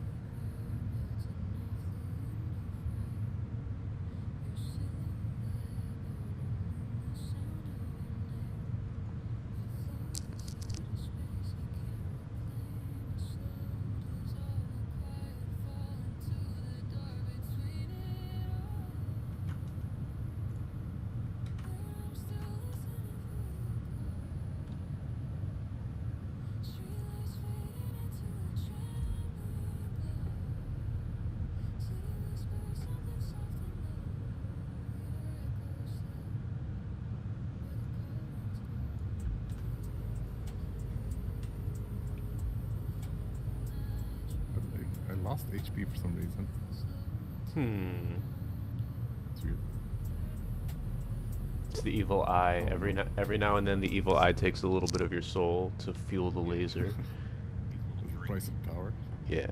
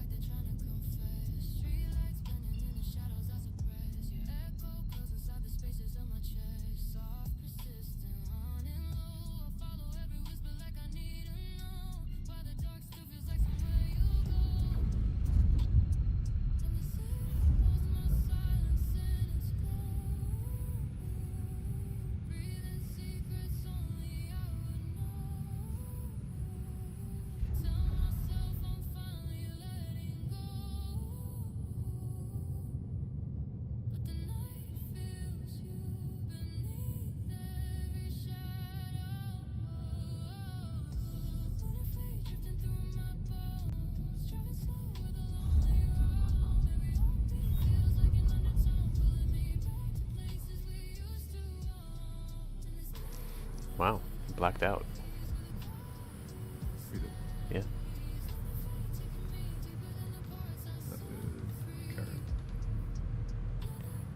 just a sec to fix my issue here. Yeah, no worries, no worries. Sorry, what did I say? Can you hurry the fuck up? The animation getting out of the chair is gonna really give me bad blood pressure problems. It is so Something slow. Carried over. Yeah.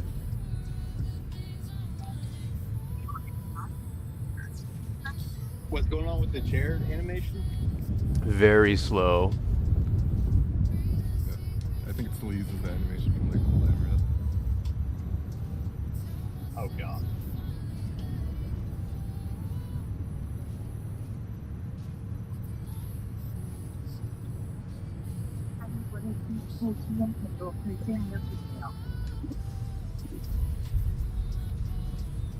This thing's actually surviving. Yeah, I think it's because it's not passing damage. Like,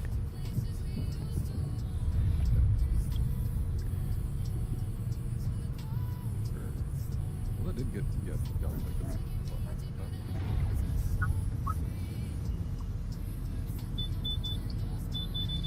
that should do it. Hopefully.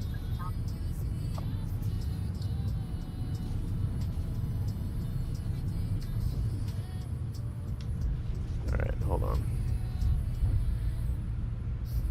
That's insane.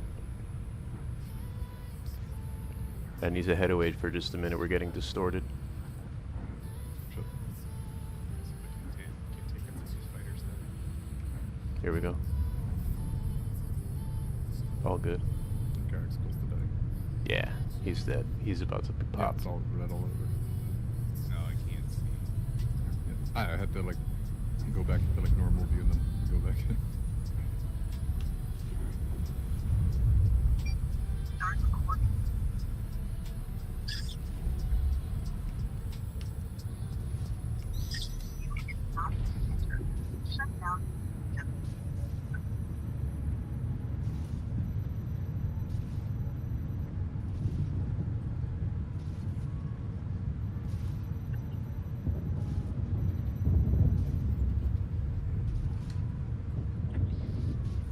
WTF. There we go. Sheesh.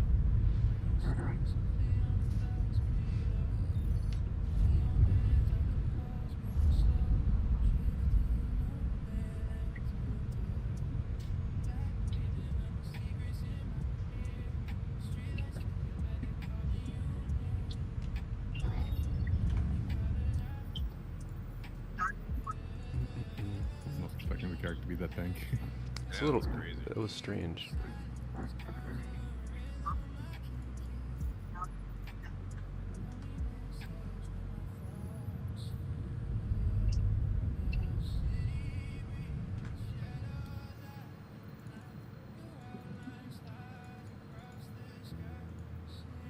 Sharing. I don't.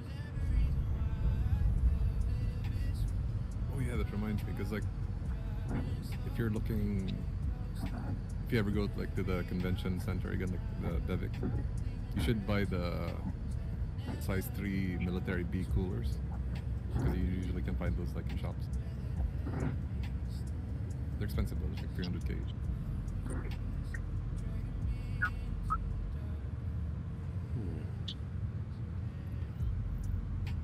You said I could find military B coolers in the stores? Not in the store. Well, not technically. I mean, like at the DefenseCon like convention center, you can buy coolers there, the military ones. Oh, really? Yeah. Any power plants?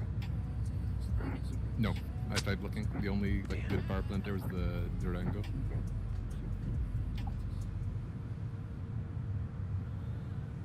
No Well, I B. do have the blueprints for like. That's good. I don't know. waiting. What is the purpose of the cooler exactly? Like once you hit a certain level, anything beyond that is pointless. No, not well. Not exactly, but like in your case specifically for the Tiburon, Mhm. it's like you need like a really good cooler so that your laser recharges faster after like you've spent it. Really? Yeah, 'Cause so, I'm- like this is one of the like few ships that actually needs really good cooling. I'm only like I even have one of my coolers turned off. ideally, you should not. I think. Interesting. I'm gonna have to test that shit. That's interesting. We need more power then. Yeah. It also helps when the cannons overheat, but like, because I was looking at when I was like buying stuff for the Meteor. I don't know, like I came across like some like Reddit shit where they were saying like it matters to have like good coolers on like ships that have guns that overheat frequently. Interesting. Also helps with your quantum spooling, apparently.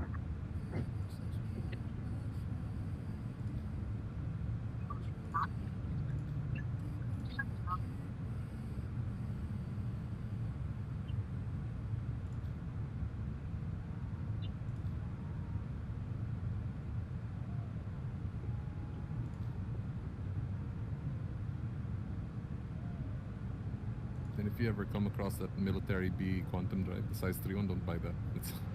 It's bullshit. It's a scam.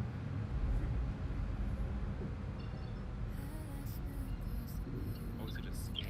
Yeah, how's it a scam? No, I mean, I'm just saying that like as an quantum drive. expression, but like, no, I mean like it sucks because it costs like 950k, like almost $1 million. Mm-hmm.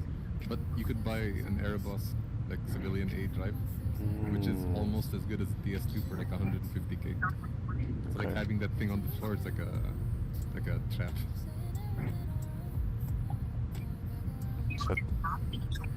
Is that the target? I think that's the target. Yeah, I think.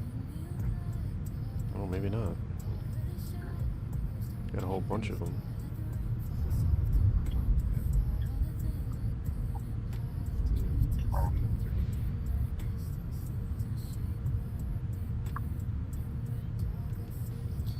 Oh, there. Whatever ship that is like 17 clicks away is fucking huge, though. Yeah. Yep. It's What that is?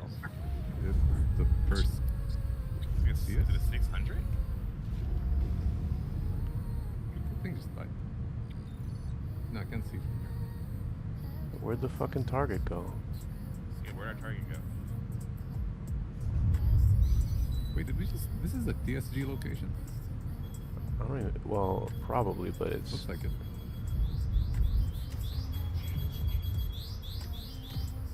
Haha. We laugh at your puny missiles.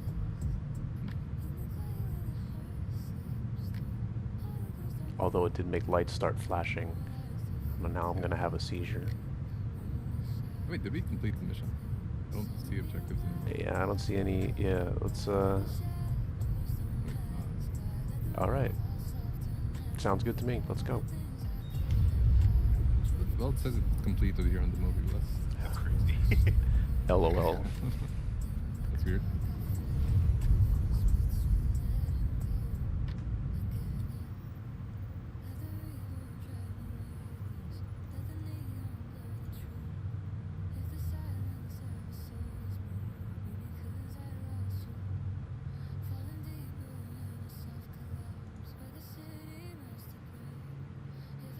Sharing. Batch isn't here anymore. There's a Wicklow blueprint for like a kill shot that doesn't look messed up. It looks nice. We just need to like, I mean like the next time we do like the TSG, we just need to get one of those expired Quantanium fuel canister things.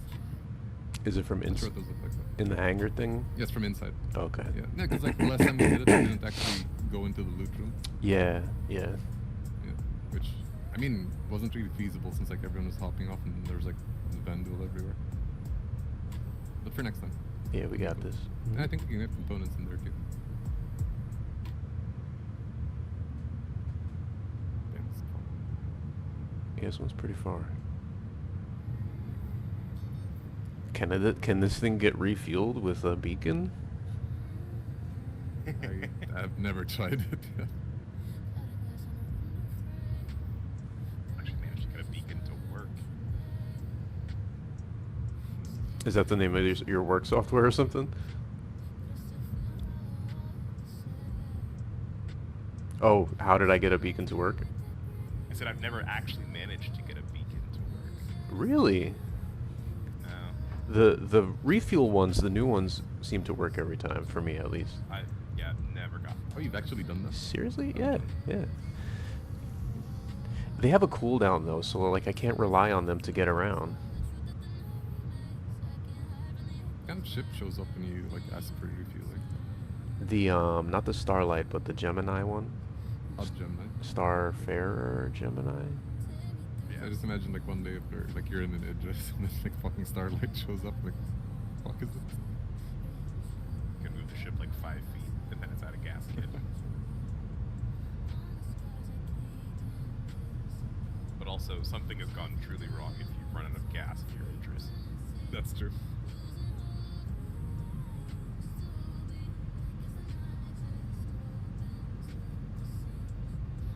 I think this is gonna be my last one. Yeah, no worries. Cool.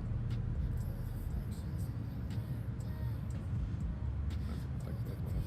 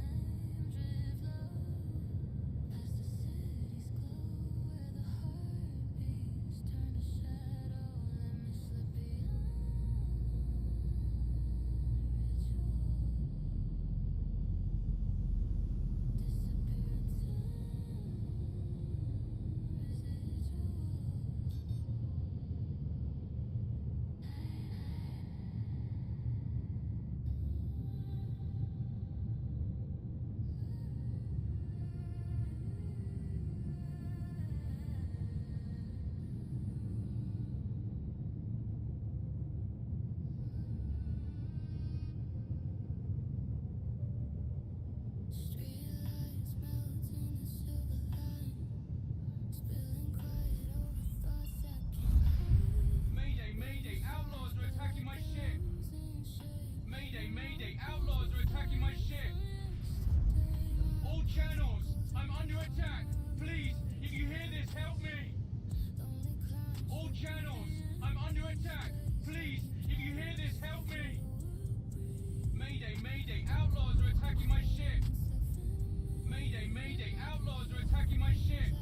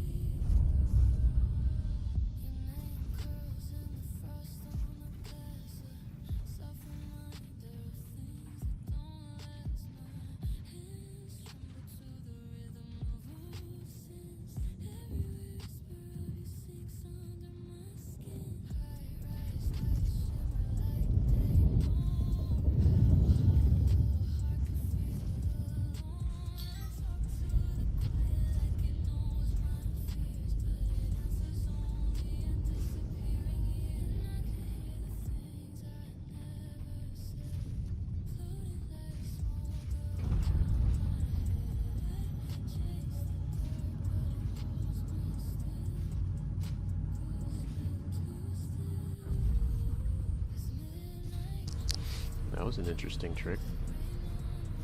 Yeah, I watched that thing just do whatever the fuck that was.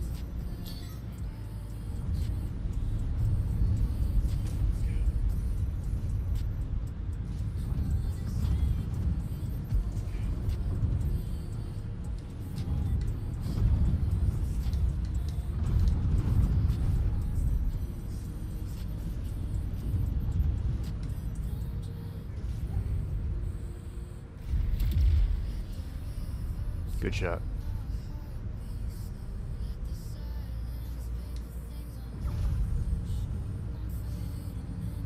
Why are we fighting a fleet of 400 eyes?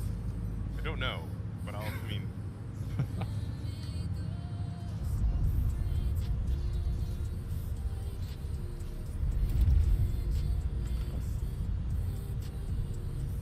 We just run into like a squadron of Nepo babies or something. these are my people.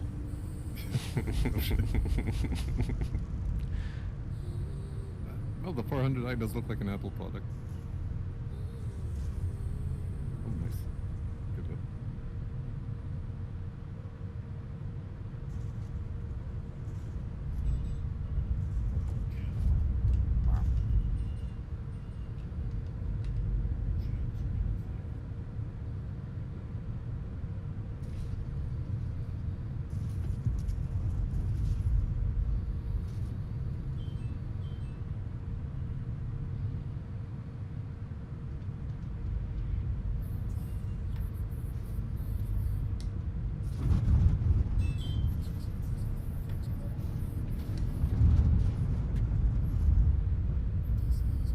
No, honestly, like if there are this many Crew people, of 3. Like, I mean, if putting Yeah, a dude, full we're- crew is terrifying. it's crazy.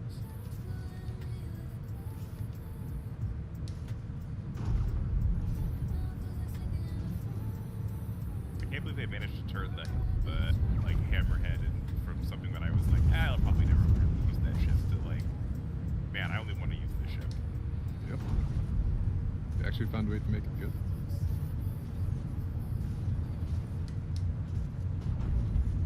At least, like in this ship, it feels like it's worth it to stack a lot of people into it just with all the power it has. Shit.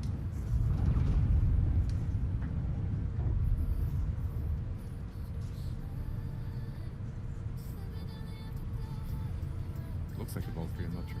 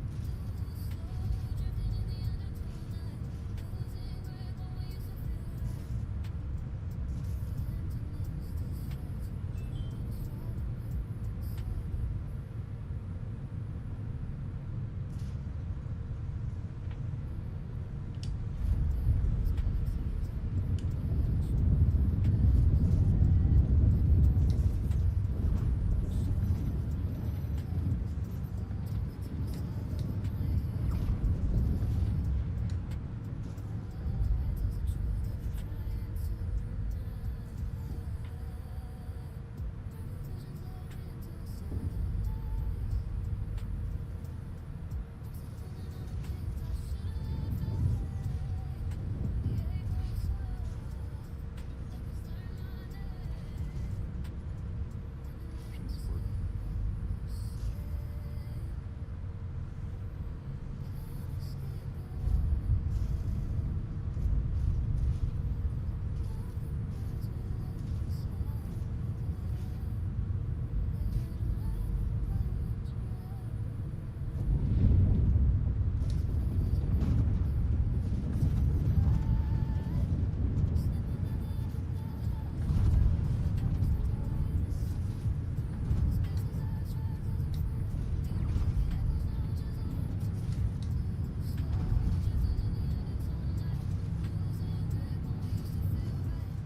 Oh shit, he's dead. Oh. I think they rammed it.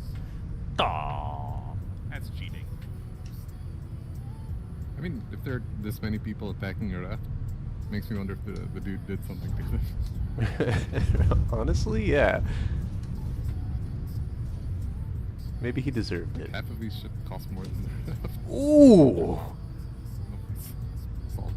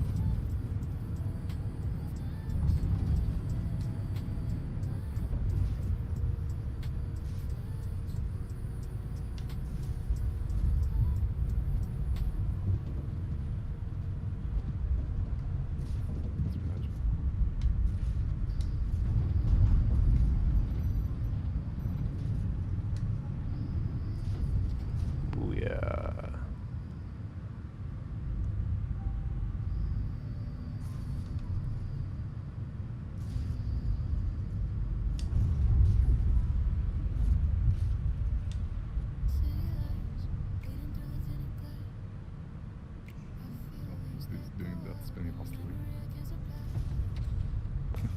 Oh, there you go. It's better. Put him out of his misery.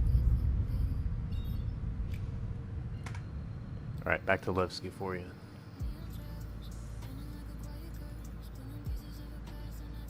There's a lot of firepower for one ship, and it's a subcut. I wish I had better audio on the cannons. Can't really hear them. Yeah, I know that's kind of a shame, but I assume that will probably get fixed at some point. Yeah.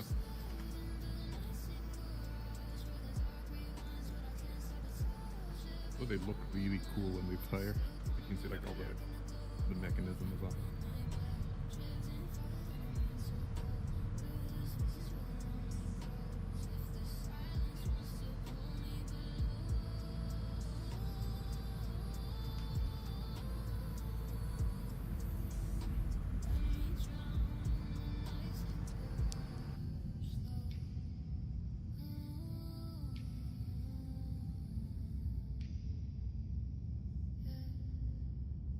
Rain curves down like silver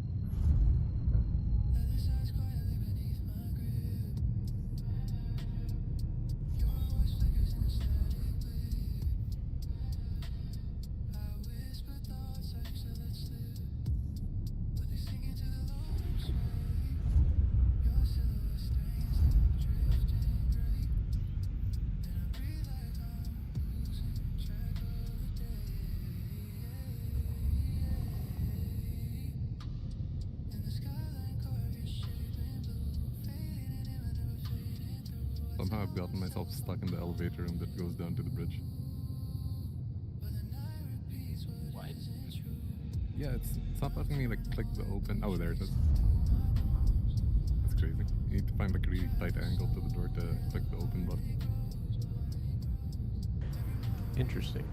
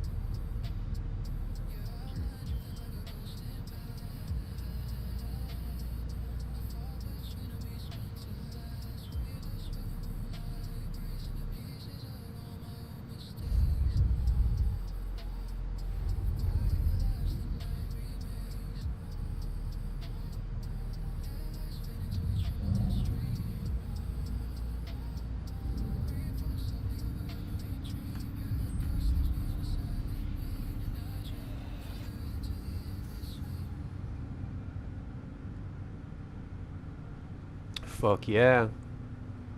That was fun. Oh, I should repair and shit. I made like 300K right there. That's great.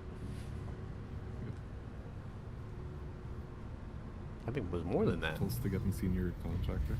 Oh, really? How close? Check my rep. Like, I'm about 3/4 of the way there. Okay. Yeah, which is not bad considering like we didn't really do that many missions. Yeah. Or, I'm wondering if it's just because the Tiburon just like ripping through everything. We did go quickly. Yep.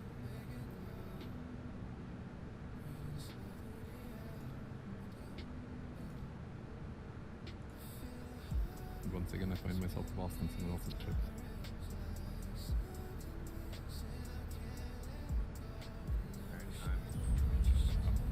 But Nope. pleasure. Yes, sir. Take care, dude. GG's. Yeah.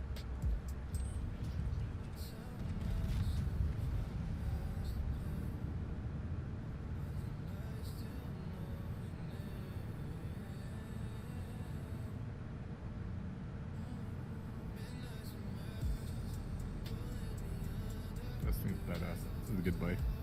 Yeah. It replaces a Vanguard, so yeah.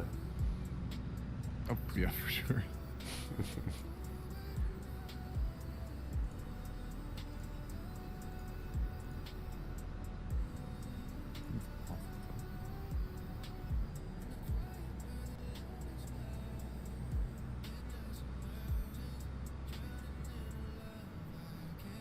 That reminds me.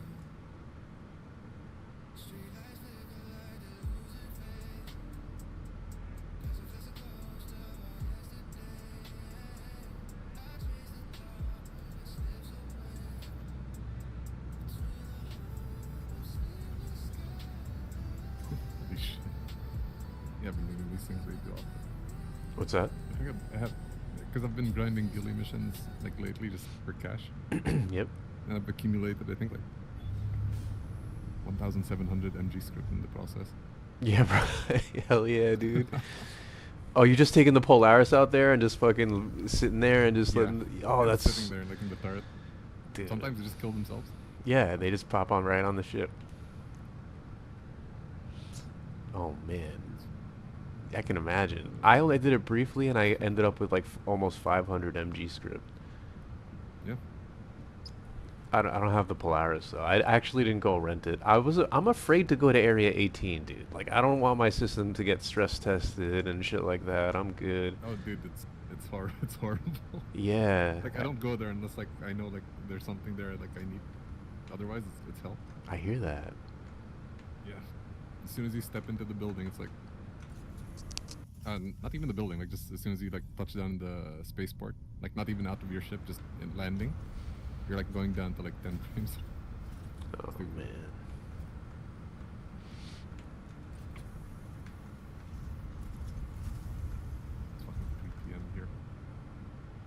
to attend the meeting. Then Oh, how was I'll that? be back later if like you're still on. How was that seminar? All right, yeah, cool, yeah. Hmm? No, sorry, you were saying How was that seminar? seminar? It's okay. It's like it's the usual like nothing crazy. It's just like about like trauma medicine. It's kind of just like a requirement for like renewing license. Same Oh, shit keeping I've you been doing for, like, updated. past 10 years. Yeah, okay. Yeah. Is it yearly? How often is that? Well, this one specifically was it's like done yearly, but usually like within a year you'd have to attend. On average, maybe like 5 or 6, depending on like the amount of credits they give you. It's not too bad. It's just tedious. Then, well, the problem with this one is I actually have to go there like in person. Oh, and did they make you go to like the main city? It's like 2 hours away and shit. Hmm? Oh no, it's just over here. I mean, Oh, technically okay. this is like the main city of this region. Just this is very very small. Alright, yeah. So sometimes like for certain certifications, they'll send guys like us to fucking. Oh, you have to get like pistol training class requirements specifically in fucking Kentucky. I'm like, what the, get the shit. get the fuck out. Yeah. And, wait, so, well, you did mention you were like in Florida. Yeah, it's like, So but it's like far away. So that's it's far away. Yeah. It's a lot for like a seminar, dude. Yeah, dude. Oh shit. Anyways, I must be off. Yes, sir. I'll DM you if like you're still back on later. If Right. not, I'll just go back to my fucking Polaris grind again. Hell yeah. Take care, man. All right, peace. GG's.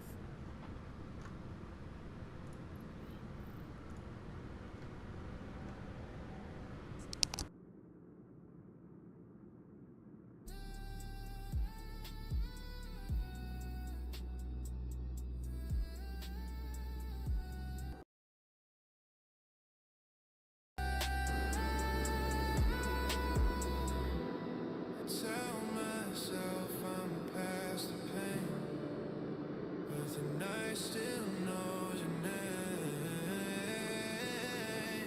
Midnight's emergence, pulling me under. Your echoes low like distant thunder. I'm drifting in the dark where the memories wander. Too far gone to pull back now.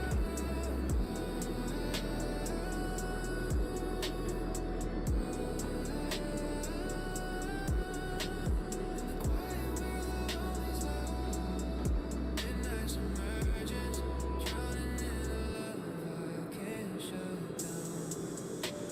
Reverb runs through the open air. Your outline swims like it's always there. I reach for something that was never fair. The moon bends softly, spilling through a broken shimmer of me and you. Falling deeper into the endless blue. Headlights thinning in a silver blur. Rain rushing whispers I can barely hear. Your echo flows where the dark grows clear. And I drift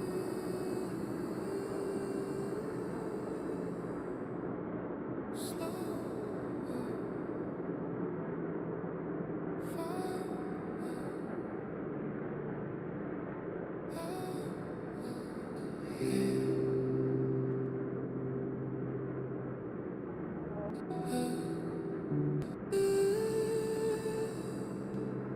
Slower, farther out of here.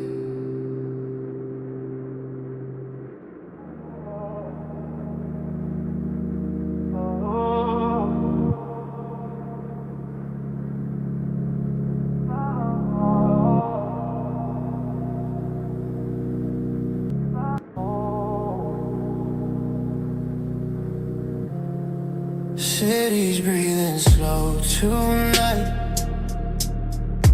Fog bends under violet light. I exhale, watching pieces of me curled upward, weightless, disappear like vapor in the rearview. In the avenues, whisper mine, only signs flicker out of frame. Every mile pulls memories away, like they've been hiding in the dust. Wind tracing circles on my skin, trying to fill the quiet with trust. But the rain keeps painting silhouette of what I try so hard to forget. The shadow lives in every breath, and I feel it rising in my chest. Vapor in the rear view, drifting slow. You're the echo in the dark, I can't let go. Every heartbeat feels a little hollow, pulling me deeper than I'm meant to follow. Under neon skies, I'm almost see-through. Vapor in the rear view, still shaped like you. Street reflections blur into one line. I talk to myself just to feel alive, telling truths I kept between the signs, but they unravel in the glow. The solitude stayed as sweet like something lost. I thought I'd outgrow, but the rain keeps painting silhouette of what I tried so hard to forget. The shadow lives in every breath, and I feel it rising in my chest. Vapor in the rear view, drifting slow. You're the echo in the dark, I can't let go. Every heartbeat feels a little hollow, pulling me deeper than I'm meant to follow. Under neon skies, I'm almost see-through. Vapor in the rear view, still shaped like you. River falls the night in half. Memories bloom, then fade too fast.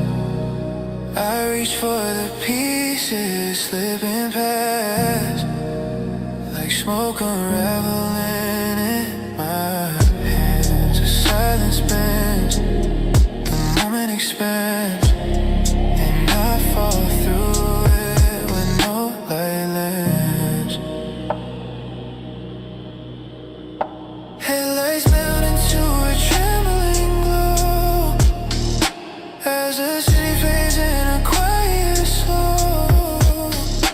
I keep drifting where the shadows flow, till I'm nothing but vapor falling into the undertow.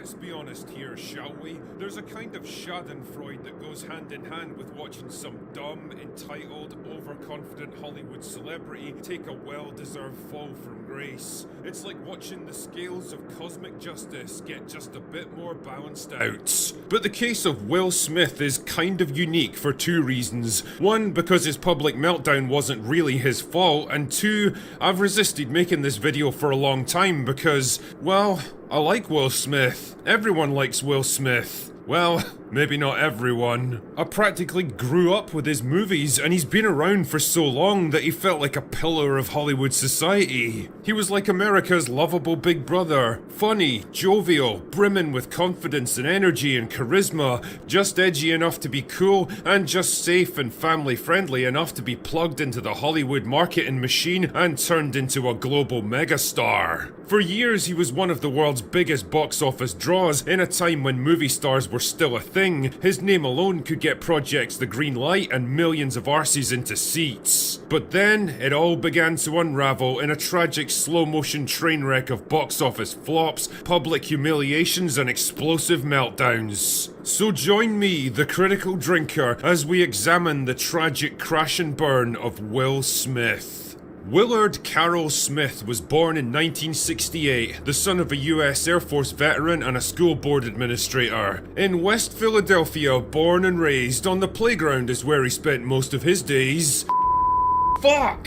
With an interest in rap music, he soon struck up a friendship with DJ Jazzy Jeff after meeting him by chance at a house party when his hype man failed to show up, and they ended up forming a hip-hop group together. Record deals soon followed, and by the late 80s the group was riding high. Smith became well known for rapping without using swear words, which was pretty unusual at the time. Apparently his gran found some of his edgy lyrics when he was a kid and left him a little note. Dear Willard, truly intelligent people do not have to use words like this to express themselves. Please show the world that you're as smart as we think you are. Fuck me, that's a classy lady right there. Oh wait, I just kinda proved her point, didn't I? Anyway, all was not entirely well for the Fresh Prince. See, one of the problems with being rich and successful is that you have to pay taxes. Unfortunately, nobody seems to have told Will Smith about that, and in 1990, the IRS slapped him with a $2.8 million tax bill, leaving him basically broke. I mean, what can I say? Fuck those guys. Luckily for him though, destiny came a-calling in the shape of The Fresh Prince of Bel-Air, a sitcom loosely based around his rap persona. Smith turned out to be absolutely perfect for the role, partly because he was basically just playing an exaggerated version of himself, but mostly because he was a natural in front of the camera. Funny, energetic, charismatic, and with an acting range just varied enough to make the more dramatic moments work. Fresh Prince would go on to be a smash hit that ran for 6 seasons, solving his financial problems and, more importantly, opening up a whole new career path for him. Propelled by his success, Smith set himself the goal of becoming the biggest movie star in Hollywood.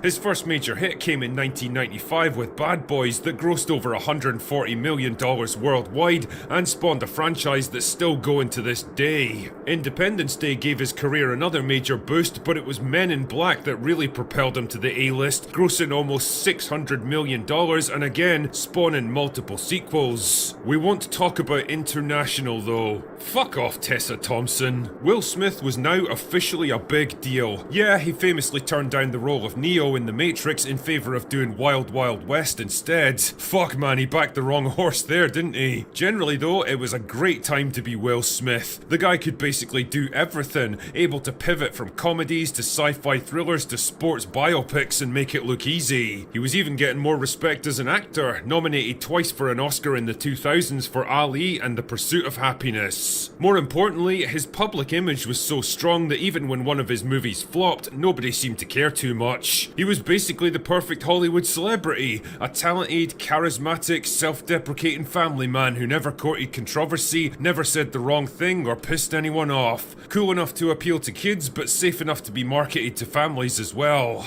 Unfortunately, family would prove to be the instrument element of his downfall.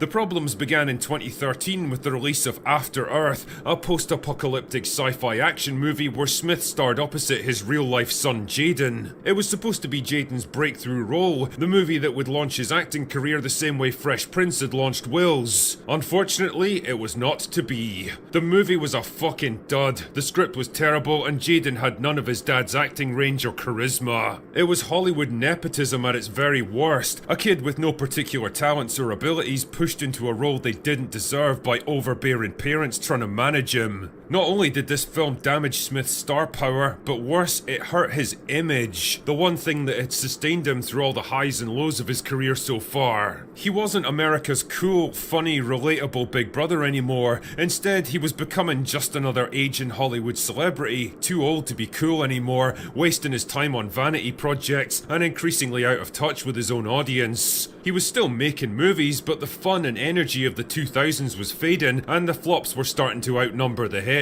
Yeah, Aladdin brought in over $1 billion despite brutal reviews, but Suicide Squad was a high-profile failure, Bright was another piece of forgettable Netflix slop, and Gemini Man proved that 2 Will Smiths in one movie did not equal twice the fun. But the real tragedy was about to unfold, dear viewer, and Will Smith's destroyer came in the shape of his own wife, Jada. She'd been an actor herself back in the day, but the march of time eventually took its toll, mainstream roles dried up, and Jada did what most washed-up Hollywood actresses that have aged out of the industry do. She became some kind of bullshit self-help guru / lifestyle coach. Oh man.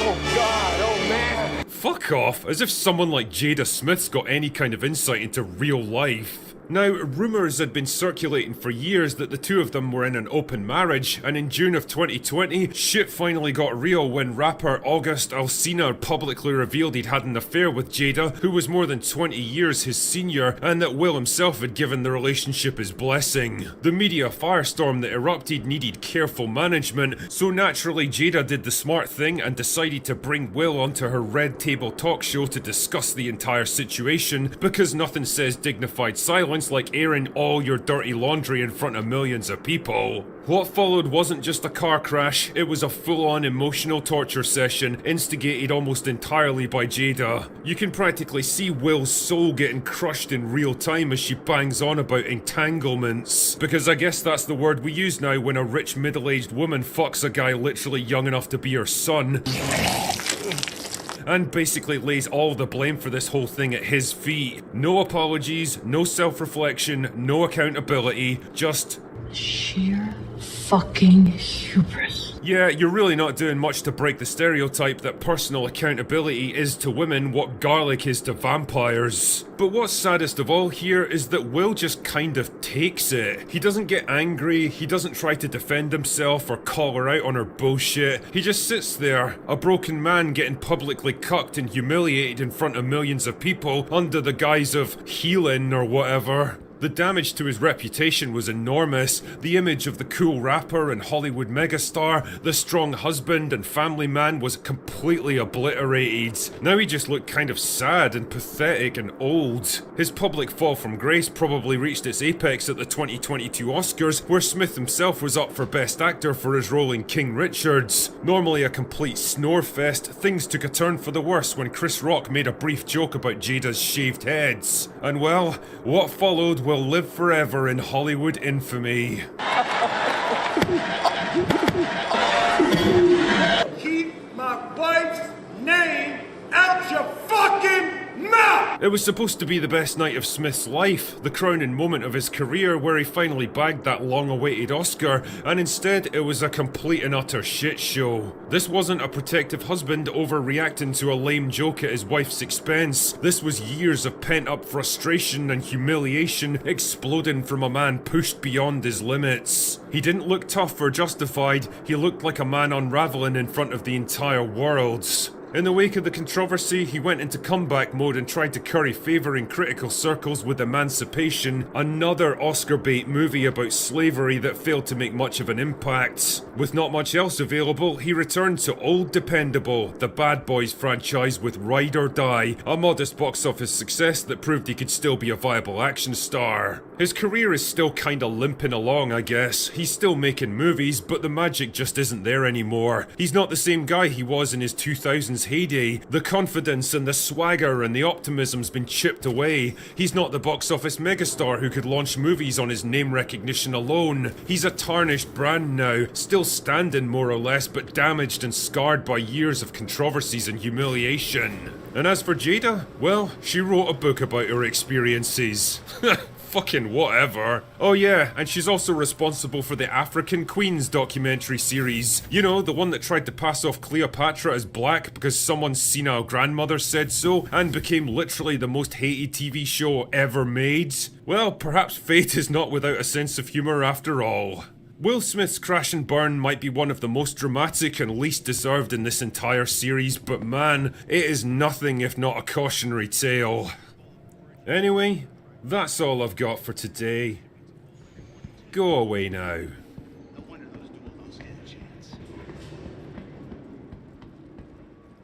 Doing business, I guess.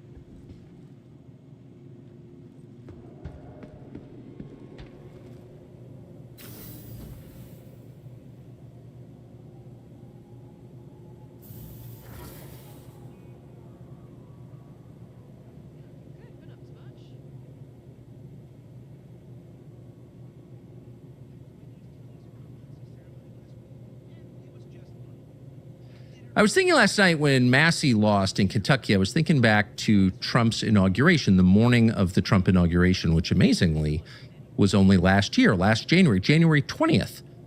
And I was in Washington for that, and Trump invited me to church on the morning before he was sworn in, and so of course I went. And it was at St. John's, the Episcopal Church in Lafayette Square, where pretty much every president has gone on the morning of the inauguration. So I showed up. Happens to be my denomination, the Episcopal Church, so I know the church pretty well. I know people who work there. So I was pretty excited about going and saying a prayer for this presidency. So I'm standing outside at maybe 6:45 in the morning, and it is freezing. And if you've been to Washington in the winter, you know it's mostly pretty temperate, but the cold days are very cold. And there's something about the cold in a city that is biting. Even if you like cold, it's tough. And this was probably 12 degrees and windy. And I remember that very well because we were standing in line, in a security line, waiting to go through the magnetometer, and the Secret Service was there. It was a whole rigmarole and dogs, and they were taking forever. It's not their fault, but the protocols are complex. And it was awful standing there. We were kind of stamping our feet and grousing. Not many people. It was a pretty small church service, but the people who were standing in line were like, let's get going and get into church.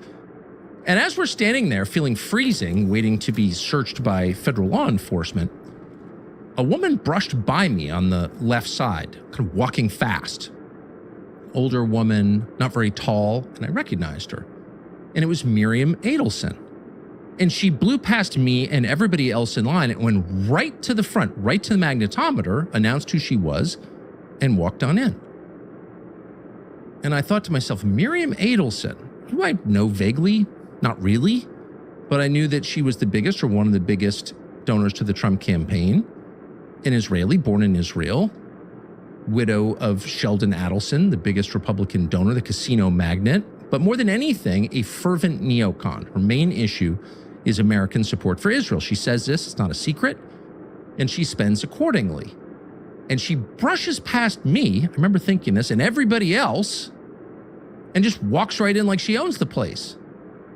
And I remember thinking, I hope this isn't an omen. I hope it's not a sign of things to come. It feels a little bit like a metaphor. I hope that's not real. So I kind of sublimated it, tried not to think about it, finally got into church, sat alone in a pew with Charlie Kirk, had a great time. We were both almost jubilant, really, that Trump had been elected. We didn't think he would, but he did, and we were thrilled. Not just because we like Trump, which we did, because he's hilarious and fun to talk to and interesting, but because he ran on ideas that we agreed with really strongly. And first among them was the idea, self-evident really, that the U.S. government ought to serve, in fact, it exists to serve the interests of American citizens, and it really has no other role in the world. Doesn't mean it has to strike a bellicose posture toward anyone else. Hurting other people isn't necessary, but helping your own people is the only reason you exist if you're the U.S. government or one of its many employees. And the American president should proceed from that commitment. I am here to serve my people, as a father does with his children, an officer with his men, etc. That's leadership.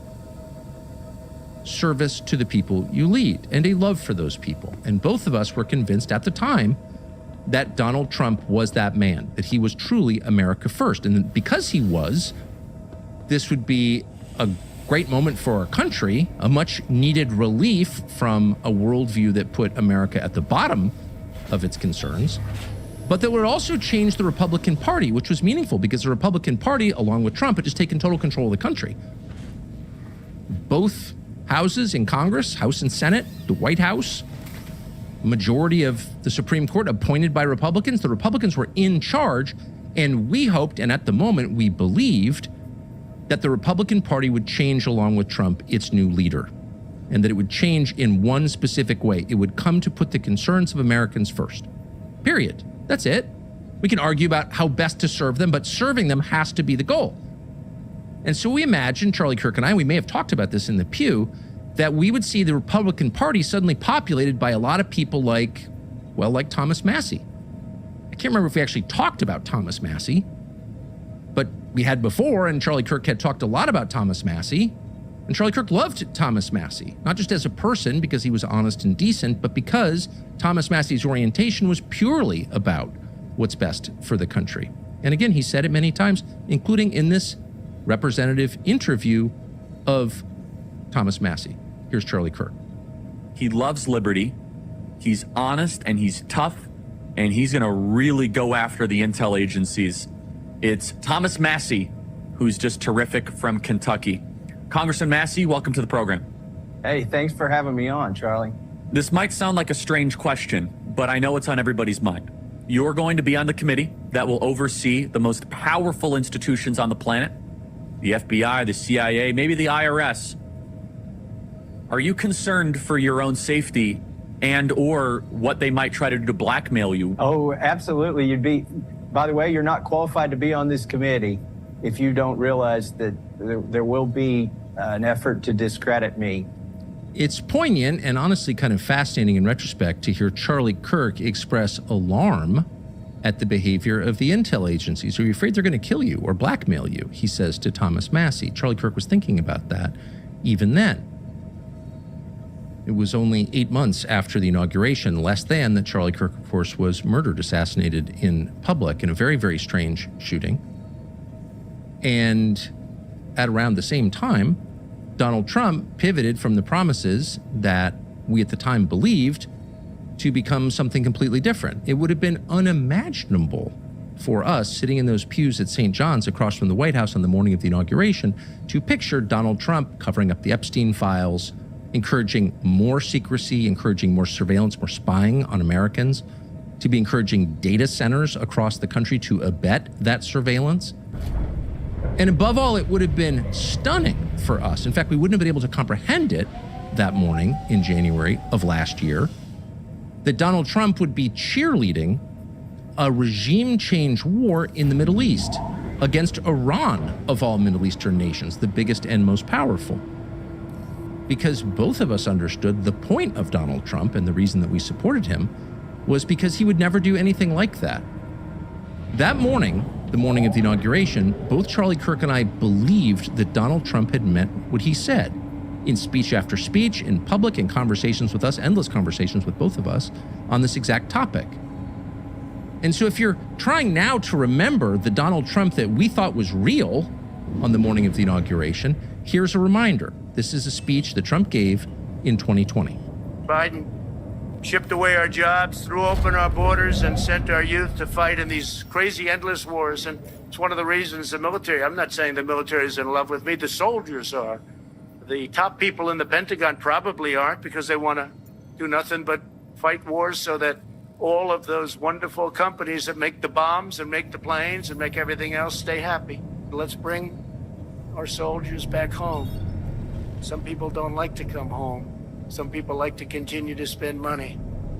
One cold-hearted globalist betrayal after another, and that's what it was. One cold-hearted globalist betrayal after another. That's what it was. And he was right. That's exactly what it was.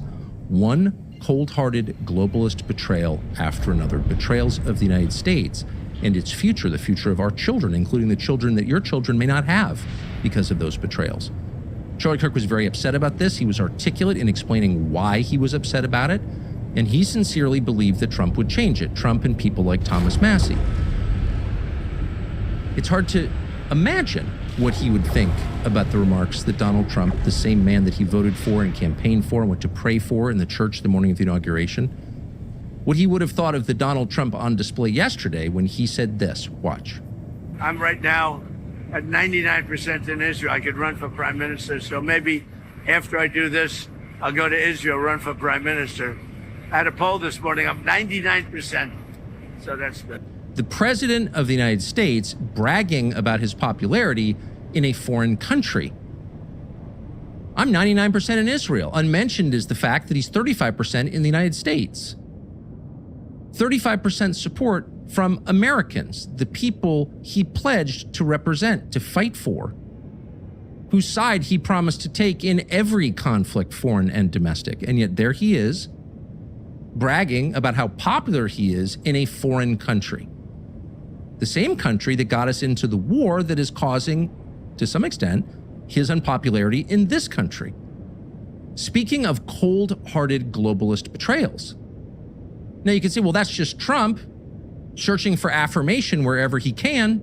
Unpopular at home, he retreats into the fantasy of his popularity in another country. Well, yes, true.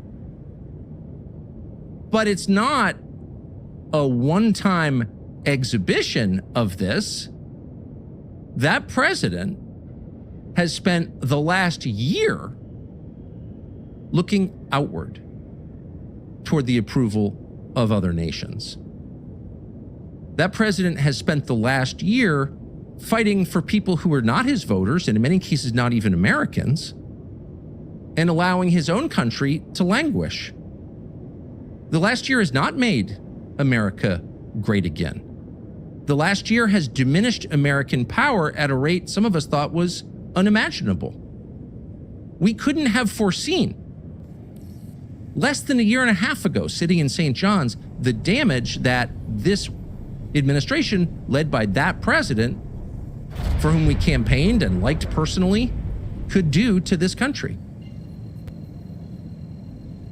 How did this happen? Well, historians are going to have to figure that out. What was the change? Was Donald Trump a sleeper cell the entire time, working on behalf of Benjamin Netanyahu while pretending to be an America First patriot? Maybe. Hard to imagine that. This is someone who tends to externalize everything, who tends to say what he's thinking, probably doesn't have the self-control to be a long-term sleeper agent. And so if that's true, if Trump really did change completely, not just by 6 degrees, but by 180 degrees, what caused the change? What was the moment where Donald Trump decided, I really don't care what the people who voted for me think. In fact, I don't think I like them very much. And what I really care about is what a foreign prime minister and some widowed casino magnate think of me. Who knows what caused that change? But the change is demonstrable. When did you first notice? I'll tell you when I first noticed. It was last summer. And the spark wasn't the war with Iran. It was the Epstein files. Why the Epstein files? Well, out of nowhere, the president, who had effectively told his voters that he would declassify the Epstein files, along with the files pertaining to all kinds of controversial and much discussed events around which conspiracy theories have grown, notably the JFK assassination, but not just that, all of them. There's too much secrecy in the federal government. That's what the president, the now president, said again and again. Why is there secrecy? Because secrecy hides corruption. You can't be corrupt in the open, of course.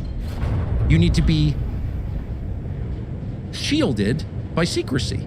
And by the way, this is a president who was indicted and threatened with the rest of his life in prison for violating secrecy laws. Secrecy laws which were not written to protect American national security, of course not, and they haven't. They didn't prevent Jonathan Pollard from stealing our key military secrets and giving them to the Israeli government, which promptly gave them to the Soviets. That didn't help at all. No, those laws were written to prevent you, the people who pay for the federal government, from learning what the federal government is actually doing. Secrecy abets corruption. It's obvious. None of this can thrive in sunlight. It dies, famously. And so the pledge, the promise, the core promise behind America First and Drain the Swamp and every other slogan, all of which I loved, I'll just say it, and love to this day, the pledge behind all of those was to let people know what their own government is doing, both because they have a right to know and because once they do know, the corruption will stop. It's about corruption. It's about a justice system that does not treat every person as a citizen, much less a child of God, but treats them as members of castes. And members of some castes have to obey the law, and members of other castes don't.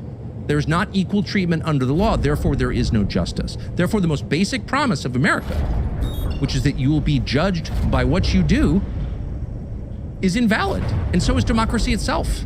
How can you vote for things if you don't know what they are? Well, you can't.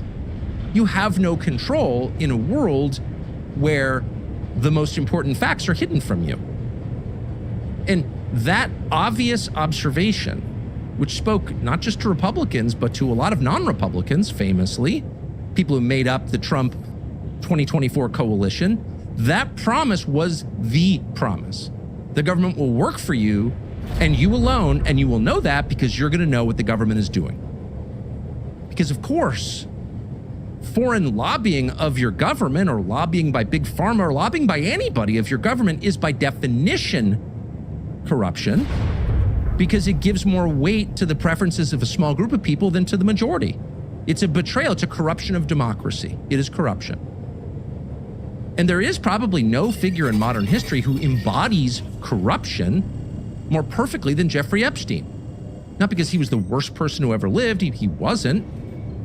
He was just an employee in a much larger structure. He wasn't making independent decisions. Come on now.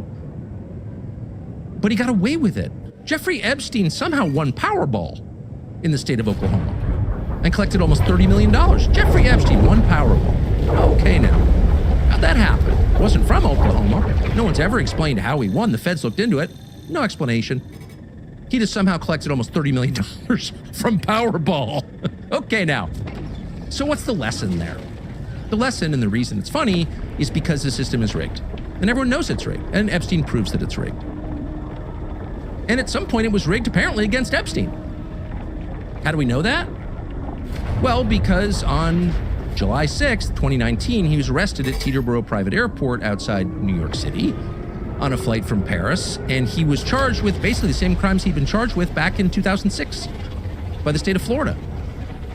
Now, you would think that that would be not allowed, double jeopardy. Well, the feds made the case. Well, those were state charges.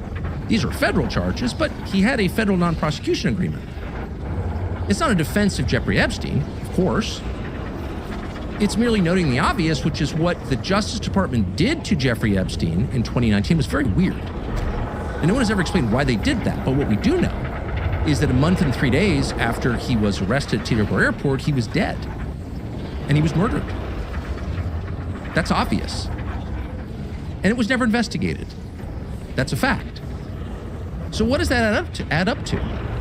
Well, I don't know. Draw your own conclusions. Here you have a guy who's entangled with multiple intel agencies from a bunch of different countries, notably the United States and Israel, but also British intelligence, probably the French, the usual panoply. And he's running around the world as an arms dealer and a connector, and he's got some relationship to 9/11. What is that? He wins Powerball. He's operating at the highest levels. He's not running anything, but he's operating at those levels, and he knows a lot. And one day, he is summoned back from Paris and arrested, and a month later, he's murdered. So it stands to reason that anyone involved in any of that probably had direct involvement in his murder. No one ever asked these questions. That's not considered interesting because it's not related to sex. But it may be a little bit closer to the heart of why this is such a touchy subject for this administration. Because keep in mind, Donald Trump was president in 2019. And it was his Attorney General Barr, the son, strangely, of the man who had given Jeffrey Epstein his first job teaching at the Dalton School and then helped get him a job at Bear Stearns, and then launched him into whatever world he occupied until he was murdered, under the authority of Attorney General Barr. Kind of weird. Well, so weird that at very least it demands an explanation, which we've never received. In any case, probably not going to receive one anytime soon, because the president who could explain it was remarkably touchy about the subject. Very, very touchy. And whenever it came up, and this was a shock to a lot of his supporters, he didn't just brush it off and say, oh yeah, we'll get to that after we fixed the economy and lowered gas prices and made it possible for your son to get a job. No, his response was, well, hysterical. Shut up! Anyone who asks about Epstein is not my supporter, and I don't want your support. He said that in a Truth Social post at the time, last summer. Look it up.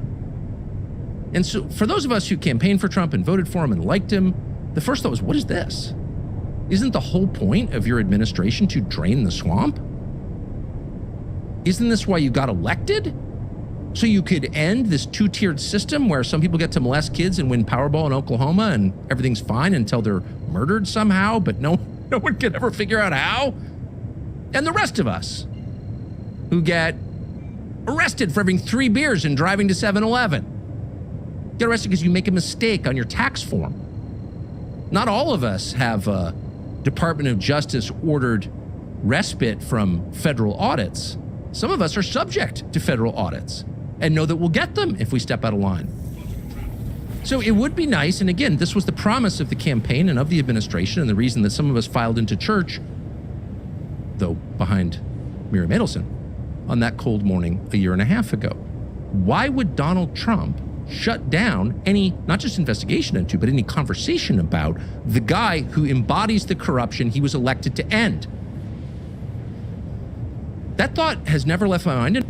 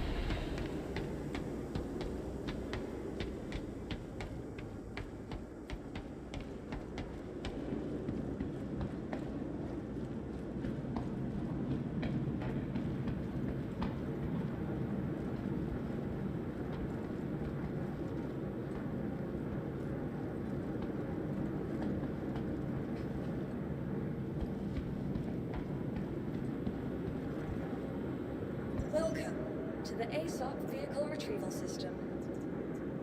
Your vehicle has been